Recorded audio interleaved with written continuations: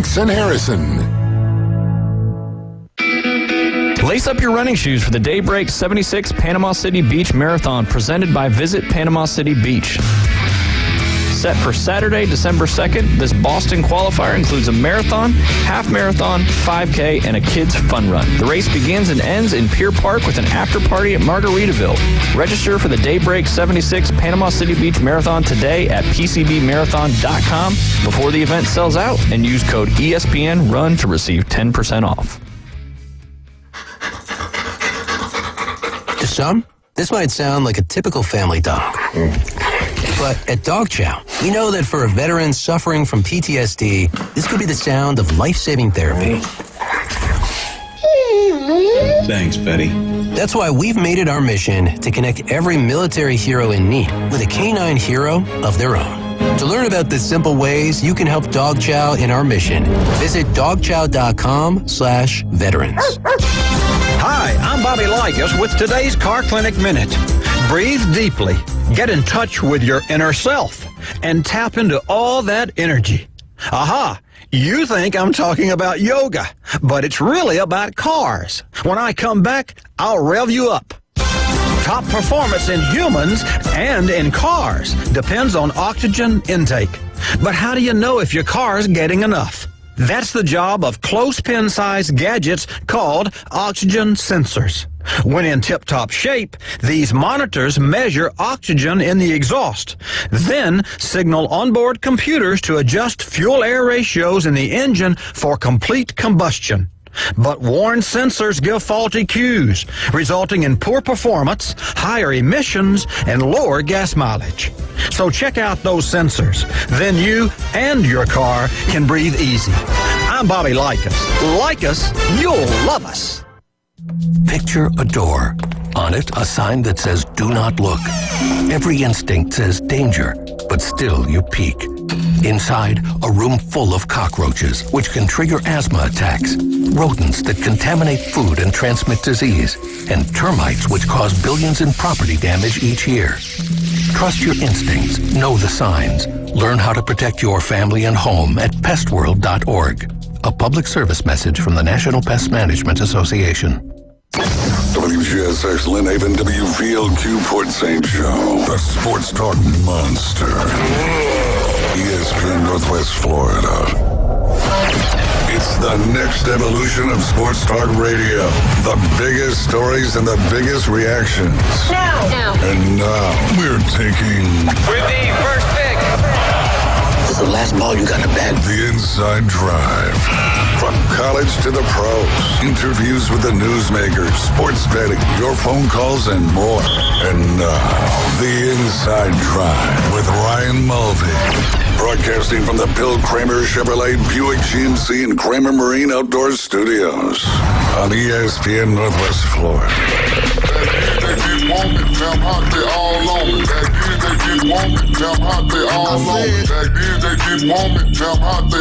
And it is Friday morning. Jay, how's your headphones?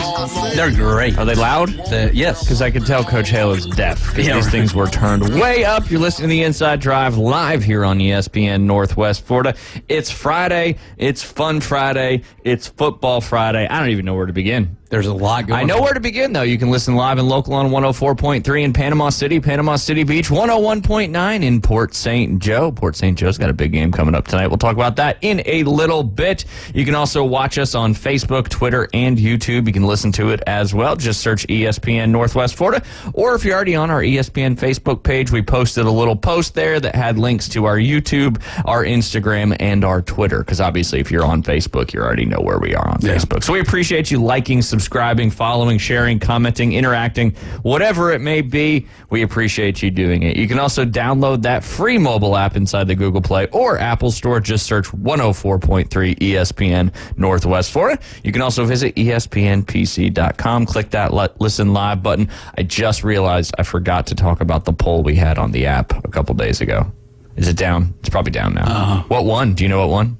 David, I do not know off the top of my head. I'm going to have to ask the boss man. I guess we'll find out tomorrow when you're listening. What were we polling? We're polling which game to air with the Auburn-New Mexico State game, as we are an Auburn affiliate. Yes. But as David Hayes so graciously said, we're also a football sports station, and we want to put the best games out there. Yeah. Obviously, Auburn should be taking care of business that one. I think the other option was Tennessee and Georgia, if I'm not mistaken.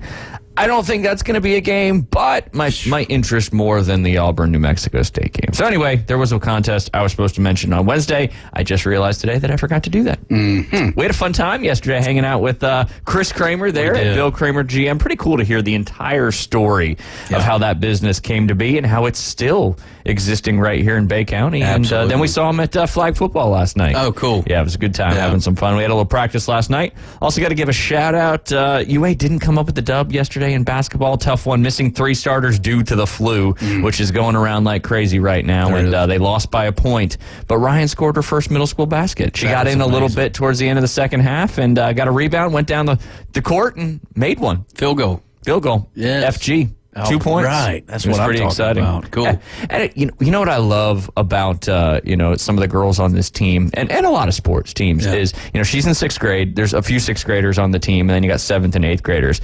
But there's such a bond with these groups that like when somebody does something like that, they were all so happy. Yeah. And you just love that stuff. Oh, yeah. It's just cool to see. And that's why sports is so awesome. Because you've got these teams, you've got these bonds, you've got different personalities and how they all mesh together. And when you're successful, it's a great time.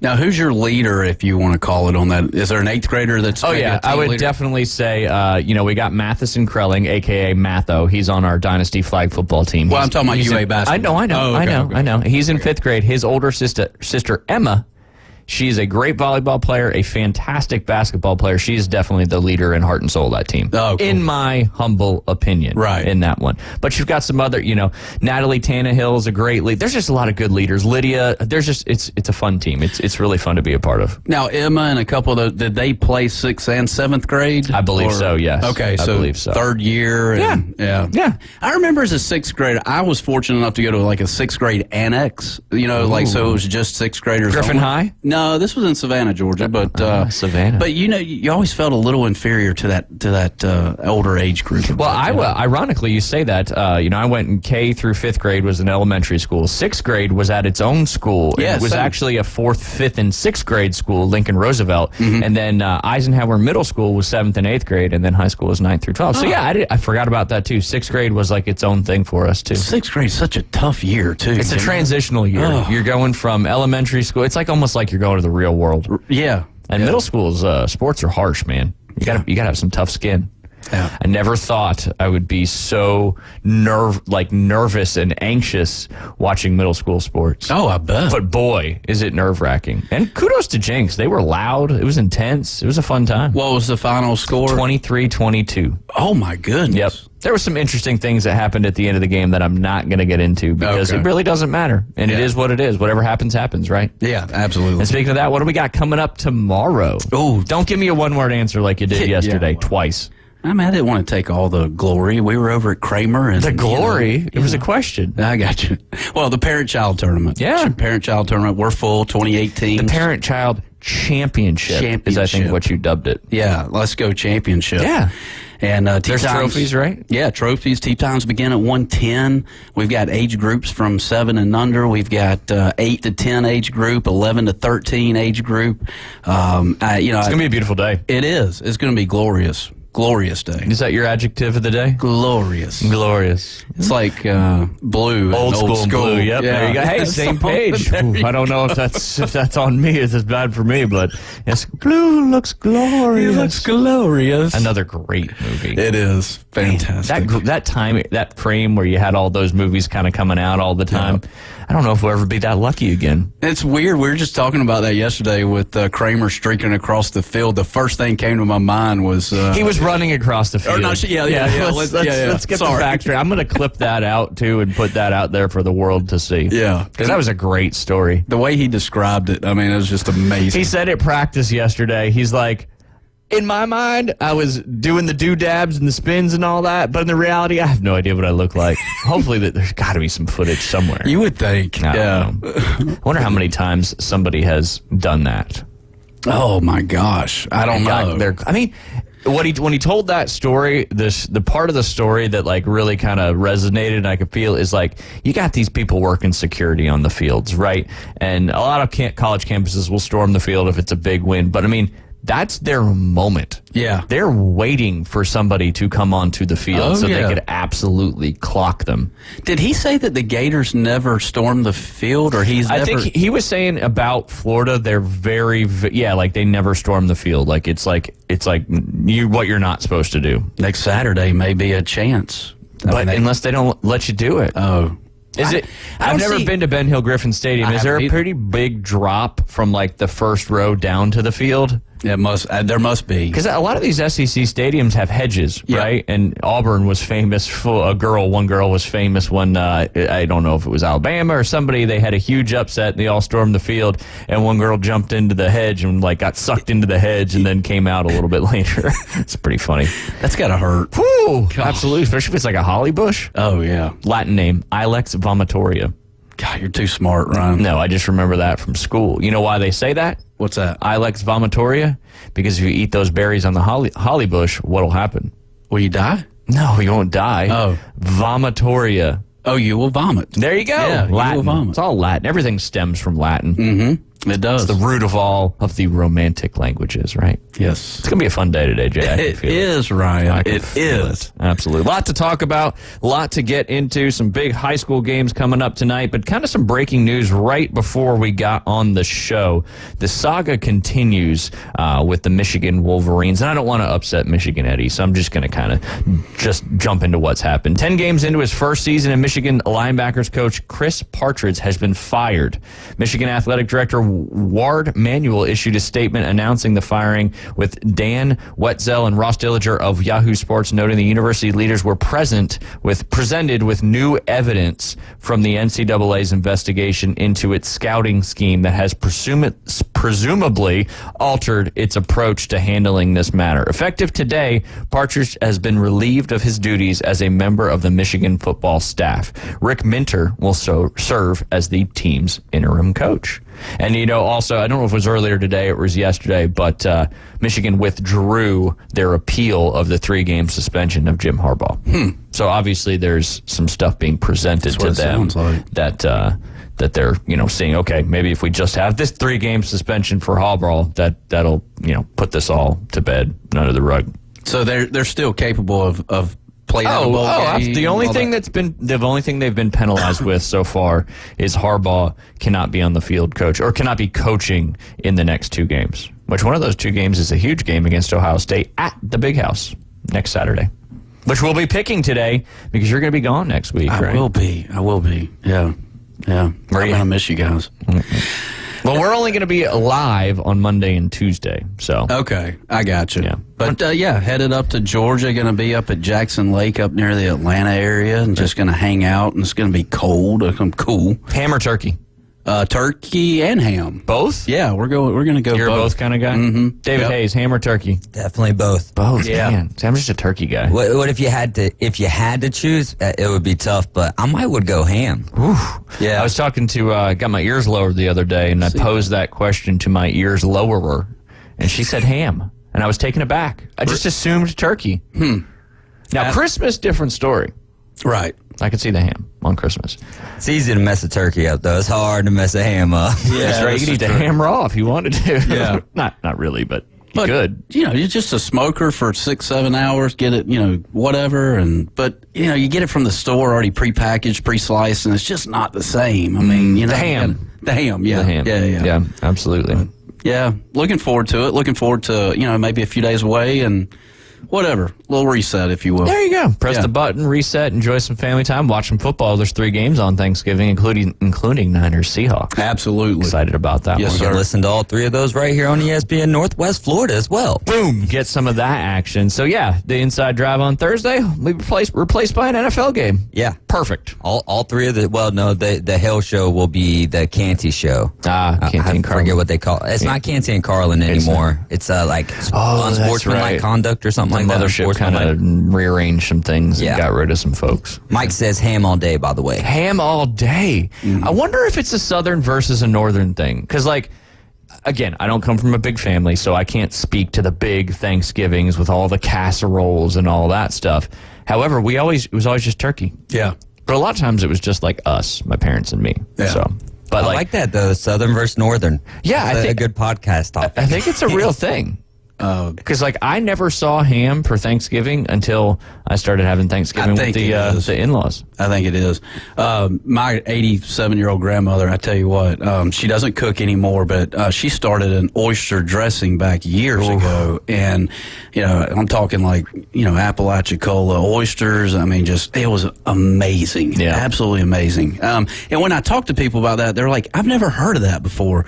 But I tell you what, oyster dressing, Well, and it'll that- make you sick. You eat so much of it. And that's what's so cool about that is like everybody's got their own traditions and Yeah. their own specific, like, I didn't know what a sweet potato casserole was until I married a girl from the South. Right. And that's delicious. Or grit.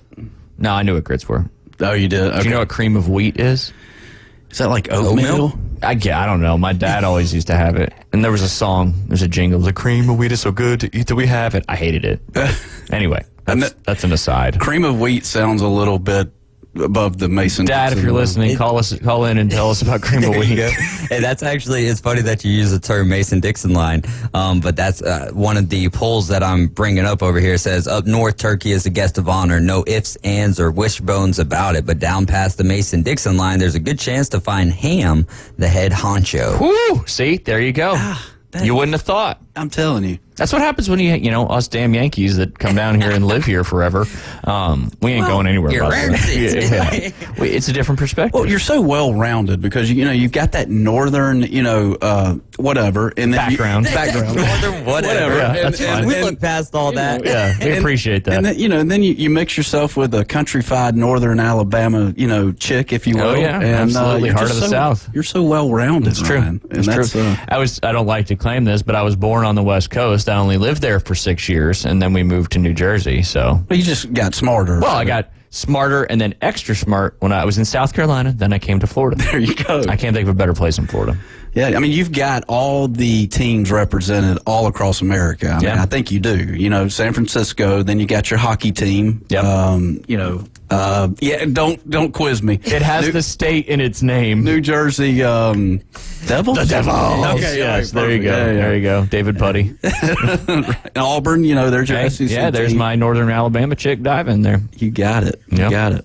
So Yeah, don't forget about my Coastal Carolina Chanticleers. You can't forget them. They are they're playing, I think, today in the Sun Belt Conference volleyball tournament. They went 12-0 on their half of the Sun Belt bracket, 14-2 in the conference, and they won it a couple years ago. It's right there in Foley, Alabama.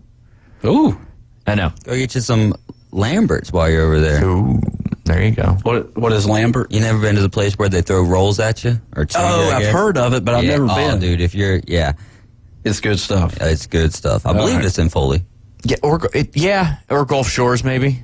Maybe so. I don't know. I know what I can do. Find out. I feel like the first time I ever met Beth's parents, we ate there at Gulf Shores. Oh, okay. That's why, but I could be completely wrong. Now, I've you been should wrong remember, before. You should remember that. No? It's in Foley. I lied. But See? it looks like they have one in Ozark, Missouri as well. Ooh, Missouri. If you're from Missouri, I think you say Missouri, right? Sounds right. Yeah, because why would you want to go around pronouncing your state like misery all the time? Yeah, that is true. Jay Henley, I've got a interesting golf story that we'll get to here in a little bit. I've actually got a cool golf story for me and David on Monday. Okay. It's the Live. Did you know the Live Tour basically has free agency and trades? We're going to dive into it more on Monday. I'm excited. I know. It's crap. I like the Live Tour even more now. Free agencies? Yeah. Jeez. Like you get relegated if you're not good enough. You can be re-signed, or you can be traded, or you can sign somebody else. I like that. It's kind of like losing your tour card to some extent. Yeah, to right? some extent, Yeah. absolutely. Which is ironically what this other golf story is Like about. a team name, right? Or like if you're part of a team. Well, Liv has teams, so Yeah, So yeah. the captains have the options to sign people, and because it matters, because the team prize money is ridiculous. Yeah. So you want to have your best team, that's for sure. Mm-hmm. But That's cool. Yeah, interesting. We just got an email from Sea Island, your old stomping grounds. There you go. What do they want? Me to spend money there. Talk about pinky up. I cannot. That Sea Island is a different level. That is for sure. You know, we were talking to Chris yesterday, and it reminded me being a part of that Sea Island company 25 years ago. And, you know, obviously I know a lot of your Shark's Tooth, Camp Creek people over there are from that area. But, you know, the legacy thing, we talked about that yesterday, about, you know, Kramer, you know, and the legacy that he continues on. And, you know, Bill Jones III, who was basically the CEO back 20-something years ago, man, he had it going on, and his great-grandfather started Sea Island back 100 years ago. And with the economy hitting in 2008, I thought about him yesterday, believe it or not, about how it became so corporatized, and how, you know, if you could talk back to Mr. Jones, who started Sea Island, he just would be flabbergasted. Yeah, he'd be upset. He would be. And, you know, and you know, not to air it all out there. But Air it out, baby. Well, they had to file bankruptcy back in, you know, 06, and, you know, had to sell a bunch of land off, and but anyways, the legacy part, you know, and which is cool, you know. But anyways, that was my No, I like it. today, but, I like it. Old Sea Island. Haven't played Island. golf there, but I've been there. And they're there this week. The tour's there. Ironically, also part of that golf story that I'm going to talk about.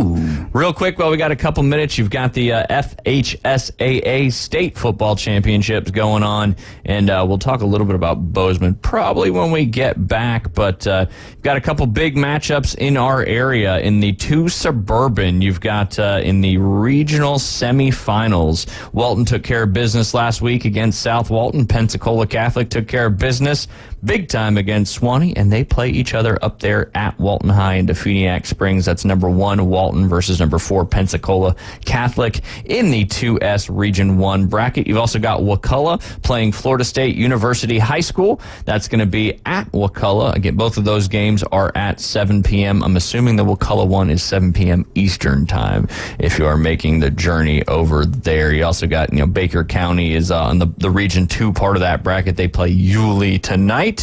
And, we'll jump into that Bozeman one when we get back. Jay, anything you want to mention real quick for about a minute? I would say, well, we're full with the parent-child tournament. Winter Junior Golf Camp's coming up here. What about if somebody wanted to buy a gift of golf for Christmas? What do they need to do?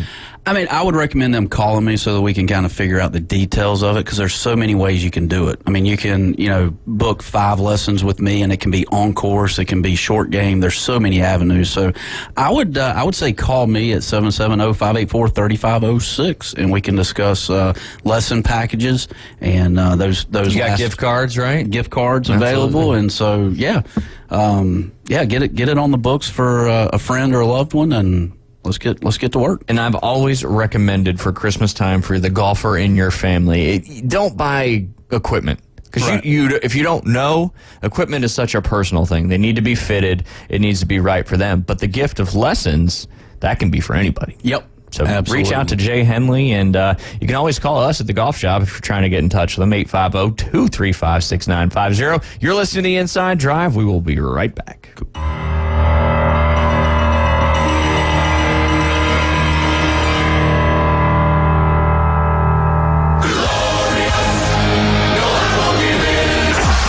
ESPN Northwest Florida, your home for Mike Greenberg. By far the worst team to root for has to be the Carolina Panthers. You're probably going to finish with the worst record in the NFL, and you traded away your first-round draft pick for a quarterback who clearly isn't the right pick. At best, the second-best quarterback in last year's draft class, and maybe the fourth. Greeny. Weekdays on ESPN Northwest Florida. This is Joanna with ESPN Northwest Florida with your Friday's weather. This afternoon and evening there will be a gentle breeze out of the west-northwest, partly cloudy skies and 74. Some clouds tonight, slightly colder at 62. Tomorrow, partly sunny and a gentle breeze right around 9 miles per hour with a high of 75. About the same at 71 Sunday, and we'll have mostly sunshine. This forecast is brought to you by Earthworks of Northwest Florida. Thank you for keeping that dial on ESPN Northwest Florida. Rely on it. With over 65 years of combined experience, Instant Replay Sports Cards is happy to help you take your collection to the next level. They carry all the new hobby boxes, signed memorabilia, and supplies. New and vintage cards and Pokemon. They sell and trade cards and are always looking to buy. They're an authorized source for Topps, Panini, Upper Deck, and Leaf cards. Instant Replay Sports Cards is open 7 days a week at 752 West 23rd Street, down from Academy Sports. It can always be reached at InstantReplaySportsCards.com.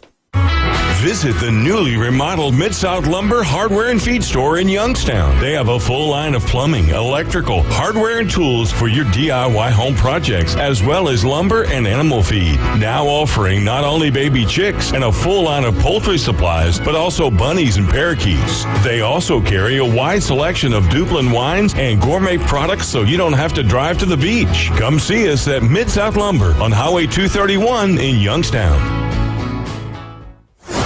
And now the Inside Drive with Ryan Mulvey. We're going to have a talk. Tell me what you know. Broadcasting from the Bill Kramer Chevrolet Buick GMC and Kramer Marine Outdoor Studios. It's a frantic noise. ESPN Northwest Florida. Welcome back. You're listening to the Inside Drive live here on ESPN Northwest Florida. What a great song going out there, bringing in that glorious. That's why David Hayes is behind the glass. You got DJ that right. Davey Crockett spinning those discs back there, making the tracks happen. Got to give a shout out to Kyle Wright. He texted me to play that whenever you were talking about the word of the day being glorious, and I was like, I'll use it. Yeah, perfect. Thank you, Kyle Wright. So, we appreciate you very much. Appreciate him sharing the Bill Kramer post yesterday as well. That was a ton of fun. But you are listening to the Inside Drive live here on ESPN Northwest Florida. We'll get it quick, get it out of the way. What's coming up on December 2nd, Jay? Marathon. That's it. The PCB Marathon. Boston qualifier. It's a Boston qualifier. I like how you just throw snippets out of what's in your brain. Yeah. What else you got? What else? Is it a half? There's a half marathon. Yes. Which would be... There's always been a half marathon. Okay, yeah. 13.1 miles. Ooh, look at you doing math. Man, I'm telling you. You're so good. Griffin 10K. High, class of 98. You got that right. There is not a 10K. Oh, man. I don't know why this is Why so do I hard. have all right, 5K? Yeah. And a kid fun run. Yes. Yes. Kid, 5K, half, full. All presented. It's the Daybreak 76 Panama City Beach Marathon presented by Visit Panama City Beach, hosted by the Panama City Beach Chamber of Commerce. It starts at Pier Park, ends at Pier Park with an after party right there at Margaritaville. I always say nothing sounds like a marathon except drowning your tiredness with a big old margarita there. Oof. But you got to put some salt on it for that hydration. Again, that's sponsored by, or it's the Daybreak 76 Panama City Beach Marathon, hosted by hosted by the Panama City Beach Chamber of Commerce. This is what happens when I don't put it in front of me and I just try to do it from the old noggin. But you can go to PCBmarathon.com. You click that register button and you use ESPN Run as your promo code. You'll get 10% off that registration. It's getting close to getting full, so if you want to participate in that for your kids, for you, for whoever it may be, make sure you get that done here pretty soon. Mm-hmm. Bozeman High. Big night coming up for the history of that program, that is for sure. Trying to go 11-0. They are in the one rural. Say it with me, Jay. Rule. Yeah. Like Matt Rule? Yeah. Oh, that's it. That's the key. That was like, rural. Rural. What a word. What a wild word. Anyway, it's the regional semifinals in the Region 1 part of the One Rural State Championships. Bozeman's going to be taking on Northview tonight, trying to go 11-0. Just a magical season they got going on. I want to say, based just with the optics on this one, Northview is 4-6. They were 2-1 at home, 2-5 on the road. Only scored 224 points on the season. I say only, and allowed 250. But they got that win last week against Jay, so they are coming over to Bozeman High, and you might go to that one. I may. Yeah, we'll see what Francis happens. Francis We May. Famous golfer there. That'll be a good game. I mean, a big powerhouse up there. I mean, undefeated. I cannot believe that. 10-0. Trying to make it 11-0. Yes. That's for sure. But, they had their bye week. Hopefully they continue that momentum. It's, we talk about this in baseball all the time, and the bye week isn't necessarily a great thing. No. Let's hope for Bozeman that coach has got them ready to go. We were at Bozeman last week, saw them out there doing their walkthrough. So good luck to the Bozeman Bucks tonight. We'll certainly be pulling for you. If you guys are looking for something to do on a Friday night, support Bozeman High School. All those ticket sales go directly to their program. So the more people that come out, the more people they make for their program. Also, they're trying to go 11-0. Go support them. Those kids, when there's a big crowd, just get you fired up. You also got Holmes County versus Chipley on the other side of that Region 1 rural bracket. Regional semifinals. Winner of that game will take on the winner of Bozeman and Northview. Going down to the Region 2 part of 1 rural, you got Bluntstown playing Sneeds tonight at Bluntstown. That's the number 1, number 4 in that Region 2 part of the bracket. And then over there in Port St. Joe in our listening area on 101.9, they are hosting Osceola Christian, who took care of Weewa Hitchka last week, 27-6. Winner of those 2 games will face off in the regional final to have a shot moving on to the Final 4. What do you think, Jay? Bozeman gets it done? I think they do. There you go. Glory. It's back. It is back. I did see. What did I see earlier? I don't know. Weewall's high school football coach is calling it quits after 7 years. Yeah. I know he had been in South Georgia, South Florida. Yep. All that. I think they had a halfway decent season this year. I think they went like 5-5. I mean, nothing. they were. They had just lost to Osceola Christian. Yeah. In the playoffs. They made the playoffs. Mm-hmm. That's really all that matters, right? It's all about making the playoffs. Yep. I still get confused, though, with how all this works. I know there's like not a bajillion, but it gives more people an opportunity to win a state championship, I would say. Right? Fair? Well, hey, I can't even figure out this whole, things going on in the NCAA right now. So, high school, why not, right? What's that? What can't you figure out? Just how everybody's moving about. Let's unpack it. They're just moving from one conference to the other. Yeah. Except the Beavs and the Cougs, they're staying put there in the Pac-12. But what's the end game that they're trying? Super conferences. That's the end game. I would think so. All right. It's not set. They've not said that, but the way everything keeps moving, it just feels like it's moving in that direction. That's for sure. Yeah. That is for sure. More games. I'm excited to talk to Aaron Bearden at 12:20 today. You know why, Jay Henley? Why is that? Because the MVPs were announced yesterday, so that means the Topps buyback program will be in full swing starting now. Yes, sir. Do you know who won the AL MVP? Man, all right, so I know Acuna won the NL. He did. Yeah. Way to spoil it for the listeners. Oh, sorry. Just kidding. The AL, man. We literally circled around this little Shark Tank a couple days ago. Yeah. While you're actively pondering that one, okay. We did not mention the other winners. The American Cy Young winner, no surprise there, was Garrett Cole from the New York Yankees. Got 31st place votes. Sonny Gray from the Twins was second there, and then Kevin Gausman from the Blue Jays rounded out your 3 top vote getters for the American League Cy Young. Over there on the National League Cy Young side, Blake Snell from the San Diego Padres got that one, with Logan Webb a very, very far second, and then Zach Gallen from the Diamondbacks finished third in that race. Spencer Strider got 64 votes for the Cy Young, so good for him on that one. Have you got it yet? I don't. All I was thinking about was that the Braves are hosting the 2025. Yes, that broke yesterday where we when we were hanging out at Bill Creamer. Yes. That's owed to them. I think after so, they got too. absolutely screwed out of the All-Star game back in 2022. Yeah. So 2025, they're getting another shot at it. It's great. I want to go to a home run derby, man. I've never been, and that'd be cool to see. Is that a bucket list kind of sporting event, you think? Yeah. Mm-hmm.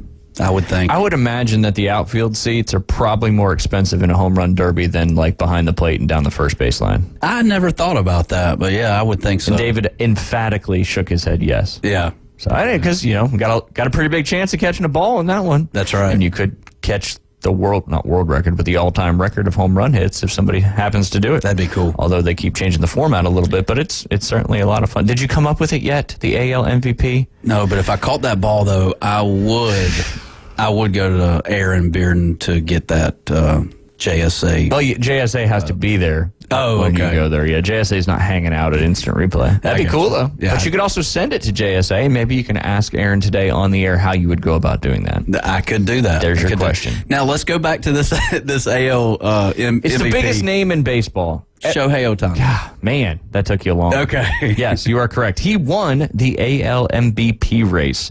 To no one's surprise, I think these guys kind of had their MVP spots locked in about 3/4 of the way through that season. But Shohei had 30 first place votes, 420 total votes. Corey Seager was second. Marcus Semien and Rangers' Julio Rodriguez rounded out the top 4. And then again, as you just mentioned, on the NL MVP side, Ronald Acuna Jr. with 30 first place votes. Who do you think was second? I don't even know why I'm asking you. Yeah. David, do you already know off the top of your head? No, I would assume that it was Mookie. Boom. Number 2. And then 3 was probably Freddie. Correct. And then 4, Matt Olson. Yes. Man, it's like he knows sports. Yeah, no kidding. I do have some information on the Home Run Derby whenever you're... Yeah, let's jump right into it. All right, so last year, 2023, Seattle, they were between 1,500 and 2,500 for the outfield, which was a big increase from 2022 when they were on the secondary market for around $700. Normally, the tickets are more expensive in center field, but a lot of the times for these Home Run Derbies, people will buy the tickets and they're not sitting in their seats, though, because they're going around chasing the home run balls, and I do not blame them at all. Behind home plate, more expensive actually at $4,500. But obviously, that's where the ballers are. Yeah, you're seeing all the banter and the talk. Yeah. You ain't paying for your food whenever you're sitting down That's there. true. They're bringing it to you. And then down the baselines, around 15 to 3,000. So I mean, it's going to cost you about a stack to get into the Home Run Derby. Man, I would have never thought that. And who knows what it'll be for Atlanta, especially because they took it away. So Braves fans are going to want to be as any All-Star game host, the fans are going to want to be the dominating force there. Especially if the Braves continue what they did last year, this year, there's going to be a lot of Atlanta Braves in that All-Star game most likely. So, but man, that's pretty pricey there for the. Do they offer financing? Probably. Yeah. Ticketmaster. Right. You can finance it. Consignment. It's 27 easy payments of X and one really hard payment there at the end. The old American way. That's it. That's it. If you got it, leverage it. Use it. That's it. Might as well use somebody else's money other than yours, as long as you can pay it. Right. That's the key. Yeah. That is the key. But that's it's called credit, right? All that good stuff. Mm-hmm. That's all right, Dave. We'll just bring whoever it is in. We got a caller on the line. Who we got out there?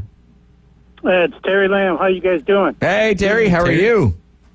Good. I'm making a little comeback in that fantasy football league. So I've out. seen that. Ooh. Absolutely. It's a lot of fun, a lot of action going on there. Yeah, I know it's great hearing you guys every day, so it's pretty cool. Yeah, we appreciate it. Yeah, I know you beat Liam yesterday this past week in a close matchup. Yes, I did. A lot of fun there. Yeah, in on the one side of that bracket, I was looking at it this morning. I mean, you've got very, very close playoff race. On the other side, it's not quite as close, but on the east side, you've got Car Crash, DJ, Davy Crockett, Jay Henley Golf, you down with ADP, all with a 29, 31, 31, and 38% chance of making the playoffs. So that's about as close as you could want it. But what else? Exactly. What else you got going on today, Terry? I had a quick story about you guys are talking about the All-Star game and all that stuff.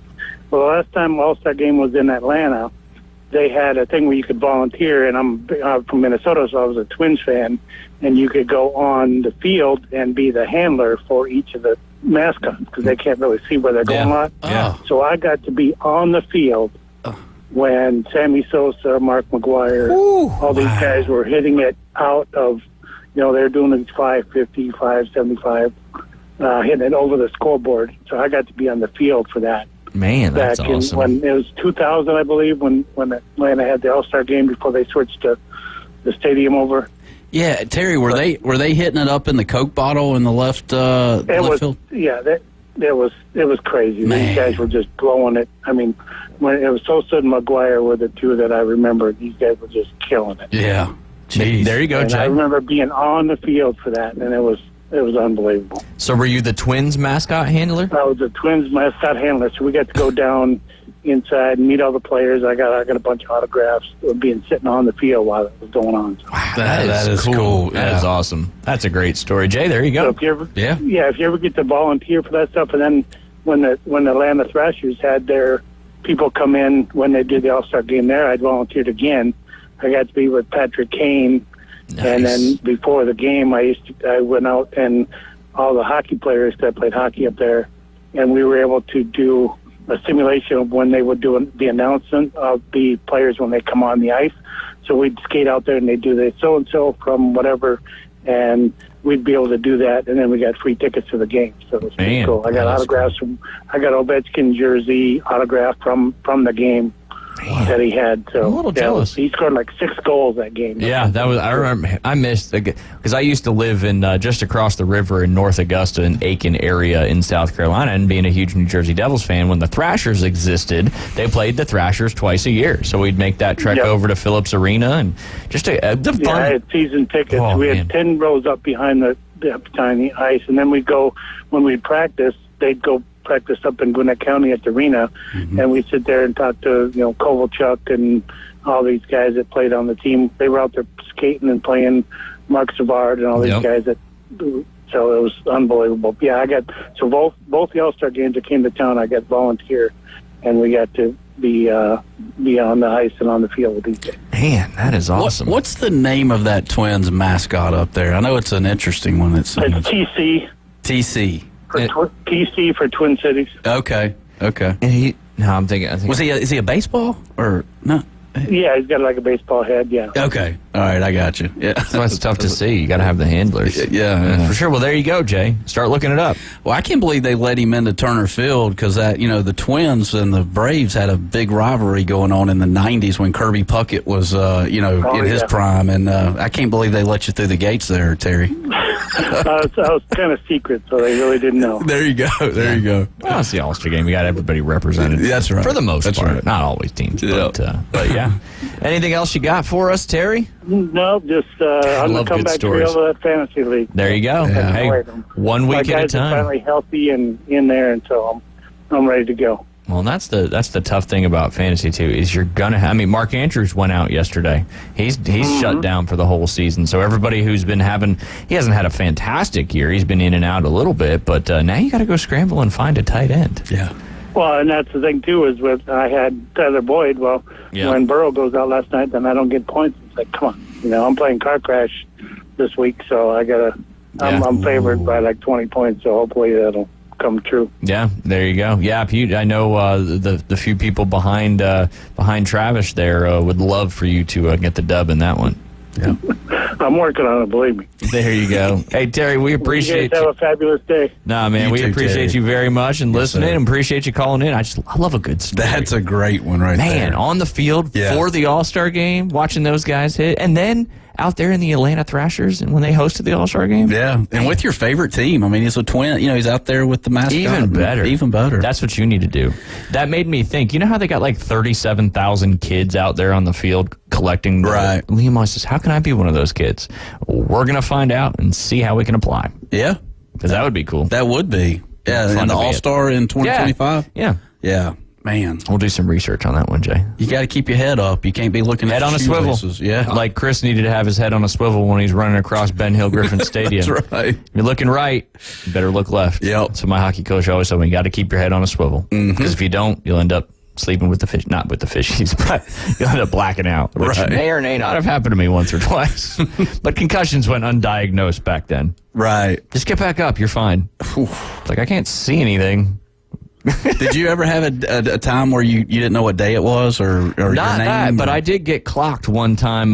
We were neutral zone regrouping. I know you don't know what that is. So I was the center. So I was always the one curling to one way or the other. Where I was curling to the right side in the neutral zone, and the defenseman passed it across, and they were passing it up to me for me to dump it in. But they led me a little too far, and one of the defensemen on the other team saw me and just lit me up. I remember not seeing anything for a few seconds and then coming to and just getting back up and starting skating again. Obviously went to the bench, but...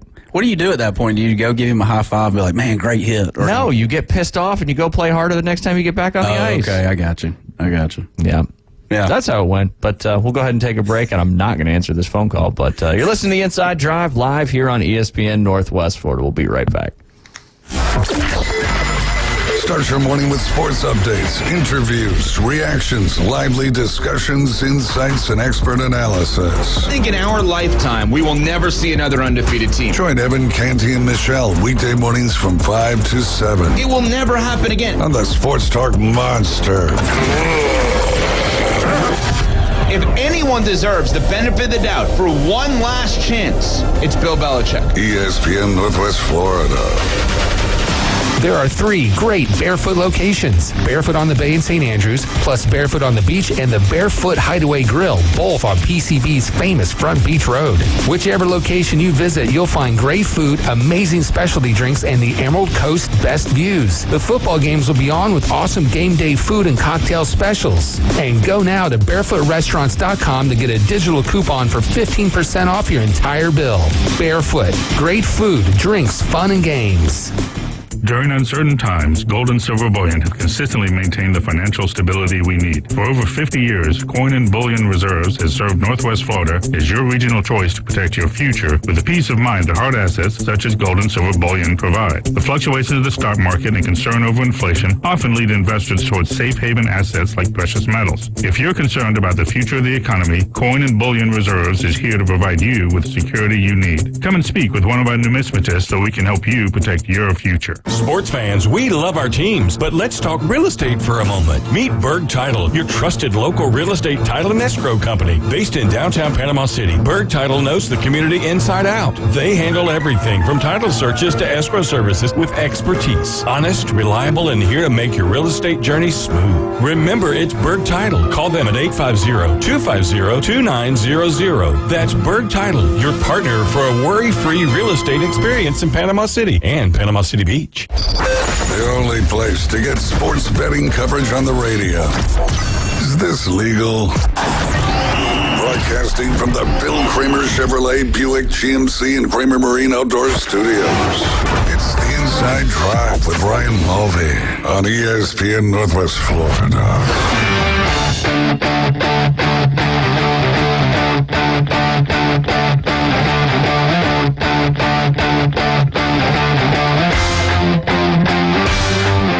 Buenos dias. Escucha in the Inside Drive live here on ESPN Northwest Florida. I always say welcome back. So I was like, what can I say different? Oh, man. Good day. Listen to the Inside Drive live here on ESPN Northwest Florida. That's in your head. It's in my head? Yep. That's why it comes out. In your head. Zombie. There you go. Little cranberries? Yeah. There you go. Yeah, just roll with it. Neutral just came out with a, not that I'm trying to say something about the alcoholic drink, but we just got some in at Bay Point Golf Club. They're cranberry. Ah, okay. Apparently they taste just like a vodka cranberry, but in a neutral, in a slim thing that you can buy right out there on the beverage cart. Cranberries are good. That tastes really good. The band or? Oh, both. Cranberry sauce. Yeah. Thanksgiving, is that a Southern thing? Do you have cranberry sauce? Oh, that is. I can't even look at it. See, here's another one. Yeah, can you eat it? I mean, I can. I didn't really care for it. My dad loves it. Really? But it was always part of the Thanksgiving meal. Did y'all have the made from scratch kind or the? Nope, it was the Jiggle Wiggle. Yeah, from the Ocean Spray can. That's what I like right there. Yep. The Ocean Spray. Yeah. Yep. Does it enhance your palate as you eat a turkey? Enhance. I like to just mix the stuff in the dressing, whatever you want to call it, with the daggum turkey, a little bit of ham. Yeah, just mix it all up. Throw a little dollop, if you will, or a little slice of the cranberry sauce, and just mix it all together. Yeah. Adds a little sweet to the palate, right? Smorgasbord. Smorgasbord, indeed. That's the second time this week you've used smorgasbord. I don't think on the air, but might have been when we were talking. But yeah, it's good. You see what happened with Joe Burrow last night? We're about to get into our picks for this week. Yeah. And then next segment, we'll talk about the golf. And then we got Aaron. Then we'll finish our picks for rivalry week coming up at the end of the show because you're going to be gone next week. I will be. Yeah, I didn't. I followed along. You laid something down on the game, didn't you? I did. And I felt like the Bengals were going to go to Baltimore and kind of, bow their chest up, if you will, at Baltimore, but that didn't happen. And Burrow, there's maybe a little bit of conspiracy theory with Burrow. I don't know if it's a conspiracy theory, but the NFL is certainly investigating why the Bengals did not list Joe Burrow on the injury report when the team posted a picture of him wearing a device. It was when they were coming off the bus. They then deleted that post, but he was wearing some kind of brace on the wrist prior to that game, and then he took a hit later in the game, and then when he threw that touchdown pass, clearly after he threw the touchdown pass, he was in some pain and then tried to throw the football and couldn't throw the football. Do you know why the NFL gets upset when people don't put people on the injury reports? It has to do with what you did last night. With the betting. Absolutely. It's 100% for gambling. That's what the injury reports are for. And he should have put a copper bracelet on his wrist, I think. There you go. Is that still floating around? Man, those infomercials were epic. Yeah. Do you know what? It actually did. I think it helps a little bit, that copper bracelet. I mean, it's been years since I've put one on, but you do you. Yeah. But anyway, the mind is a powerful thing, that's for sure. But if someone's going to play, why does it matter if they're on the injury report? I get it if they're not going to play. But because if they have something that can be aggravated so easily, that's a factor. Mm-hmm. And backup quarterback came in. He had thrown, one NFL pass prior to that? Yeah. So do you think injuries are always a factor? Oh, everybody's injured. I was talking about that with a couple guys out at Bay Point this morning. But when it's Joe Burrow and it's in a huge primetime game like this, it's the only game you can bet on for that day.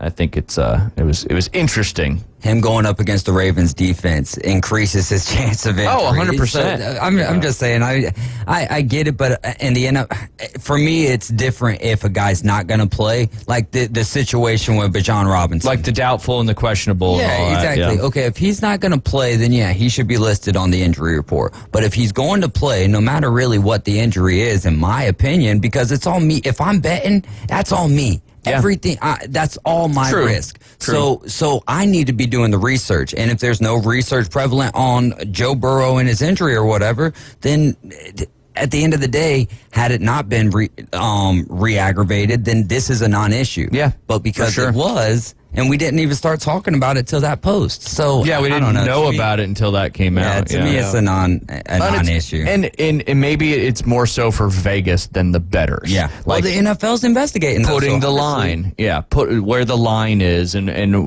where the money is and all that stuff. Because if somebody says, "Oh, look, Joe Burrow, if he gets," that could affect stuff. But anyway. Wild that you have 3 teams from the NFC North currently still in the playoffs hunt, and now the Bengals are a little further back in that one, currently the 10th seed right now in the AFC. Right now, the Bengals, the Bills, and the Chargers would all not be in the playoffs from the NFC, or from the AFC, excuse me, and the Browns, the Steelers, and the Ravens are all in. Who would have thought that? Never. I mean, yeah, this is crazy. And the Patriots are last in the AFC right now. Yeah. Crazy stuff. It is. Crazy really stuff. Is. You know who always had an injury designation before every game? Who?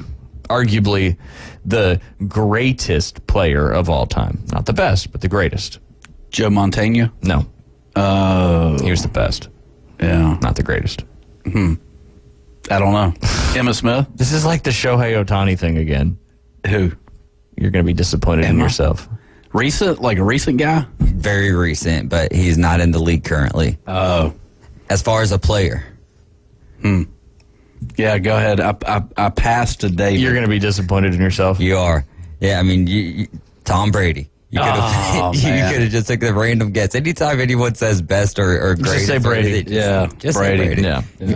Belichick always stuck him with a designation. And that was more just Belichick being Belichick, but yeah. All right. You ready to jump into this is our week 12 picks. Sure. Okay. I've got Coastal Carolina on this one and next week as well. Coastal's got a huge game next week coming up. Let me pull up the lines so I can get those for you there, Jay Henley, so you got a little more information when it comes to it. All right, we're going to start. We got our 5 college and our 5 NFL. Currently, David is in the lead with 60 correct picks. I'm in second with 57, and you're not too far behind with 52, hanging in there. Okay. Like the old hair in a biscuit. Yep. All right, you've got Coastal Carolina traveling to West Point to play Army. Currently, Coastal Carolina is a 3-point favorite. 60% of the bets are for Army +3, with a lot of the money with Army +3. 96% of the betting betting money is on Army +3. Army's got a good run game. How's your boys been on the road this year?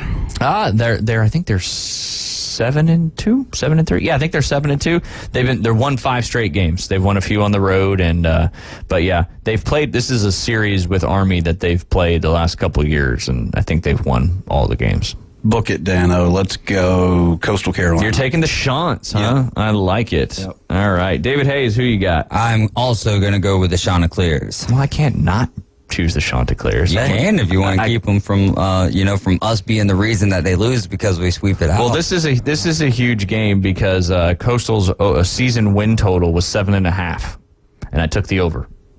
And they have Army and James Madison to finish the season out. So this is the game they got to get. Yeah, we got James Madison at home next Saturday, which is going to be rocking there at Brooks Stadium. James Madison's got App State this week. Yep.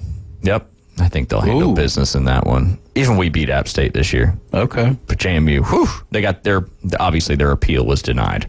But we kind of saw that coming. All right. They got I think an AG, an attorney general, now he's gonna dive into the whole situation. Hey, I mean, you got a chance. You might as well throw everything you got at it. I'll say this: if you're gonna suspend Harbaugh in the middle of the season twice, essentially, even though it was the Big Ten the second time and Michigan imposing it on themselves the first time, then if you can make those kind of drastic moves in a season like this, then you can let someone to get into the top 25 in the college football playoff rankings. Yeah. Tulane was there last year. James Madison deserves it. It would be different if it was just this year, but 2 years in a row, come on now. Yeah. Common sense. Let them in, and then get rid of that stupid rule. It's all going to change next year anyway, so who really cares? All right, next one I threw on there, Utah at Arizona. Currently, Arizona is a 1-point favorite at home against the Utes. 59% of the bets are on Arizona -1. 78% of the money is on Arizona -1. I will go against what everyone is saying. I think the Utes have had a decent season, and they pulled it out down in Arizona. Nice. Yeah, they got the Utes. What do you think, David Hayes? Yeah, I think I'm going to agree with Jay here. I think Arizona's been having a great run, but Utah, coming off that loss to Washington, wants to bounce back here. Arizona being at the house could be the difference maker, but I like Utah in this game. I'm going to go with the Wildcats in this one just to, I got to shake it up a little bit. But Arizona's been playing some good football as of late. Both teams are 7-3 over there in the what will soon no longer be the Pac-12. Staying in the Pac-12 because I think upset alert. Even though, I want to ask you guys about this. Is it an upset if they're favored, even though they're not as high ranked in the college football playoff rankings? And that is the Oregon State Beavers hosting the Washington Huskies. Right now, Oregon State, it's actually moved since I looked earlier. They're a 1.5-point favorite at home. 57% of the bet percentage is on Oregon State, 70% of the money -1.5. I'm going to go first in this one. I'm going to take the Oregon State Beavers to pull off the upset. But again, is it really an upset if you're not the betting favorite? Yeah, I don't think so. What's our ranking? Yes, it is an upset. Yeah, I mean, in the absolutely. betting world, but before we even had these numbers as prevalent as what we do, and the only people who knew about the numbers were the people who was betting on it. Yep. I mean, the number beside the name determines the upset. Well, and you could almost say that they're not the betting favorite because what do they say? You get 3 points for being at home. Yeah. So they're only a 1.5-point favorite. So really, it's like Washington is favored by 1.5. Yeah. So you took the Beavs, I took the Beavers. It's so funny. Everybody even on other radio shows you hear it. Nobody ever calls them Oregon State. Yeah. Oh, yeah. So you know, and they got a good mascot too. They do. Yeah. That's a tough place to play. Right. Oregon, luckily Oregon, they play Oregon State next week, but they're playing Oregon in Eugene. A Civil War. Yeah. The rivalry week. Yeah. All right, Jay, who are you picking? I'm going to go opposite with you. I mean, I think Washington and Penix, he's playing good football, so why not go? Second Heisman favorite right now. Absolutely. He wants to stay in that running of the Heisman. Well, and also it's their college football playoff hopes rely on this game. If they lose to Oregon State, they're out. Yep. Not 100. They're probably out. Because then I don't know who would play in the Pac-12 championship at that point. Well, it'd still be Washington and Oregon. Because they both have one loss at that point. Yeah. But Oregon State, because Oregon State is to Washington State. That's their loss. Yeah. Oregon State is to Washington State. Yep, they've got 2 losses. Are both of them conference, though? That's, Let me look. They beat, hold on. Hold on. Last 5 games, they beat San Jose State. Where'd they lose? Washington State. Yes, they beat Utah. Where's their other loss? Arizona. Okay, so it would still be Washington and Oregon at that point in time. I got a couple of different ways I could go with this strategically speaking, of course, because they've already thrown out the Beavers. Exactly. So I could go Oregon State, not fall back a game. I'm rooting for 1,000%. Like take myself off of like how I think about the games. I will be 100% rooting for Oregon State to knock off Washington. Makes the pathway for Alabama just a little bit easier. Yeah. But I think Michael Penix is going to be the difference maker, and the Huskies win. So I'll pick the Huskies, but my heart is with the Beavers. Yeah, I don't know. I just have a soft spot for Oregon. Maybe it was because Bo Nix was at Auburn. He's been in the college football. He's been playing for like 27 years now. He's the Stetson Bennett of the Pac-12. But it should be it's going to be a great football game. And Oregon State, should they get the upset over Washington, then they have another opportunity to knock the next team off of their college football playoff championships. And who would have thought DJ Uiagalelei, if I said that right? Sounds close. I know I messed up that one part. Would be playing such great football and leading the Beavers, unlike he did with Clemson. Mm-hmm. Yeah, I don't know. We'll get one more pick in. Speaking of Clemson, this is just a quick one. North Carolina at Clemson. I think Clemson's. Watch out for that mic. It's always there. I think Clemson is a 7-point favorite in this one. Let me look, Jay, so you got some information. It probably doesn't matter. Who are you picking? 7.5. 7.5. There you go.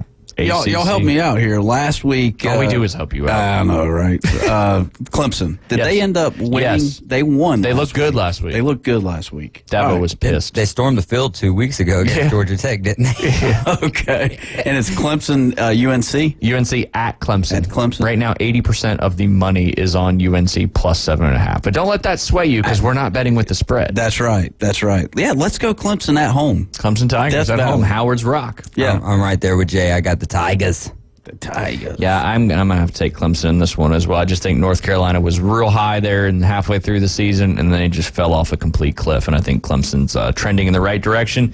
When we get back, we'll finish up these picks, talk a little bit about that golf story, and then looking forward to talking to Aaron Bearden at 12:20. Topps buyback program. If you got any Acuna cards or a Shohei Ohtani cards, now is the time. They'll buy them back and get some bunch of store credit. You're listening to Inside Drive. Afternoon Delight next.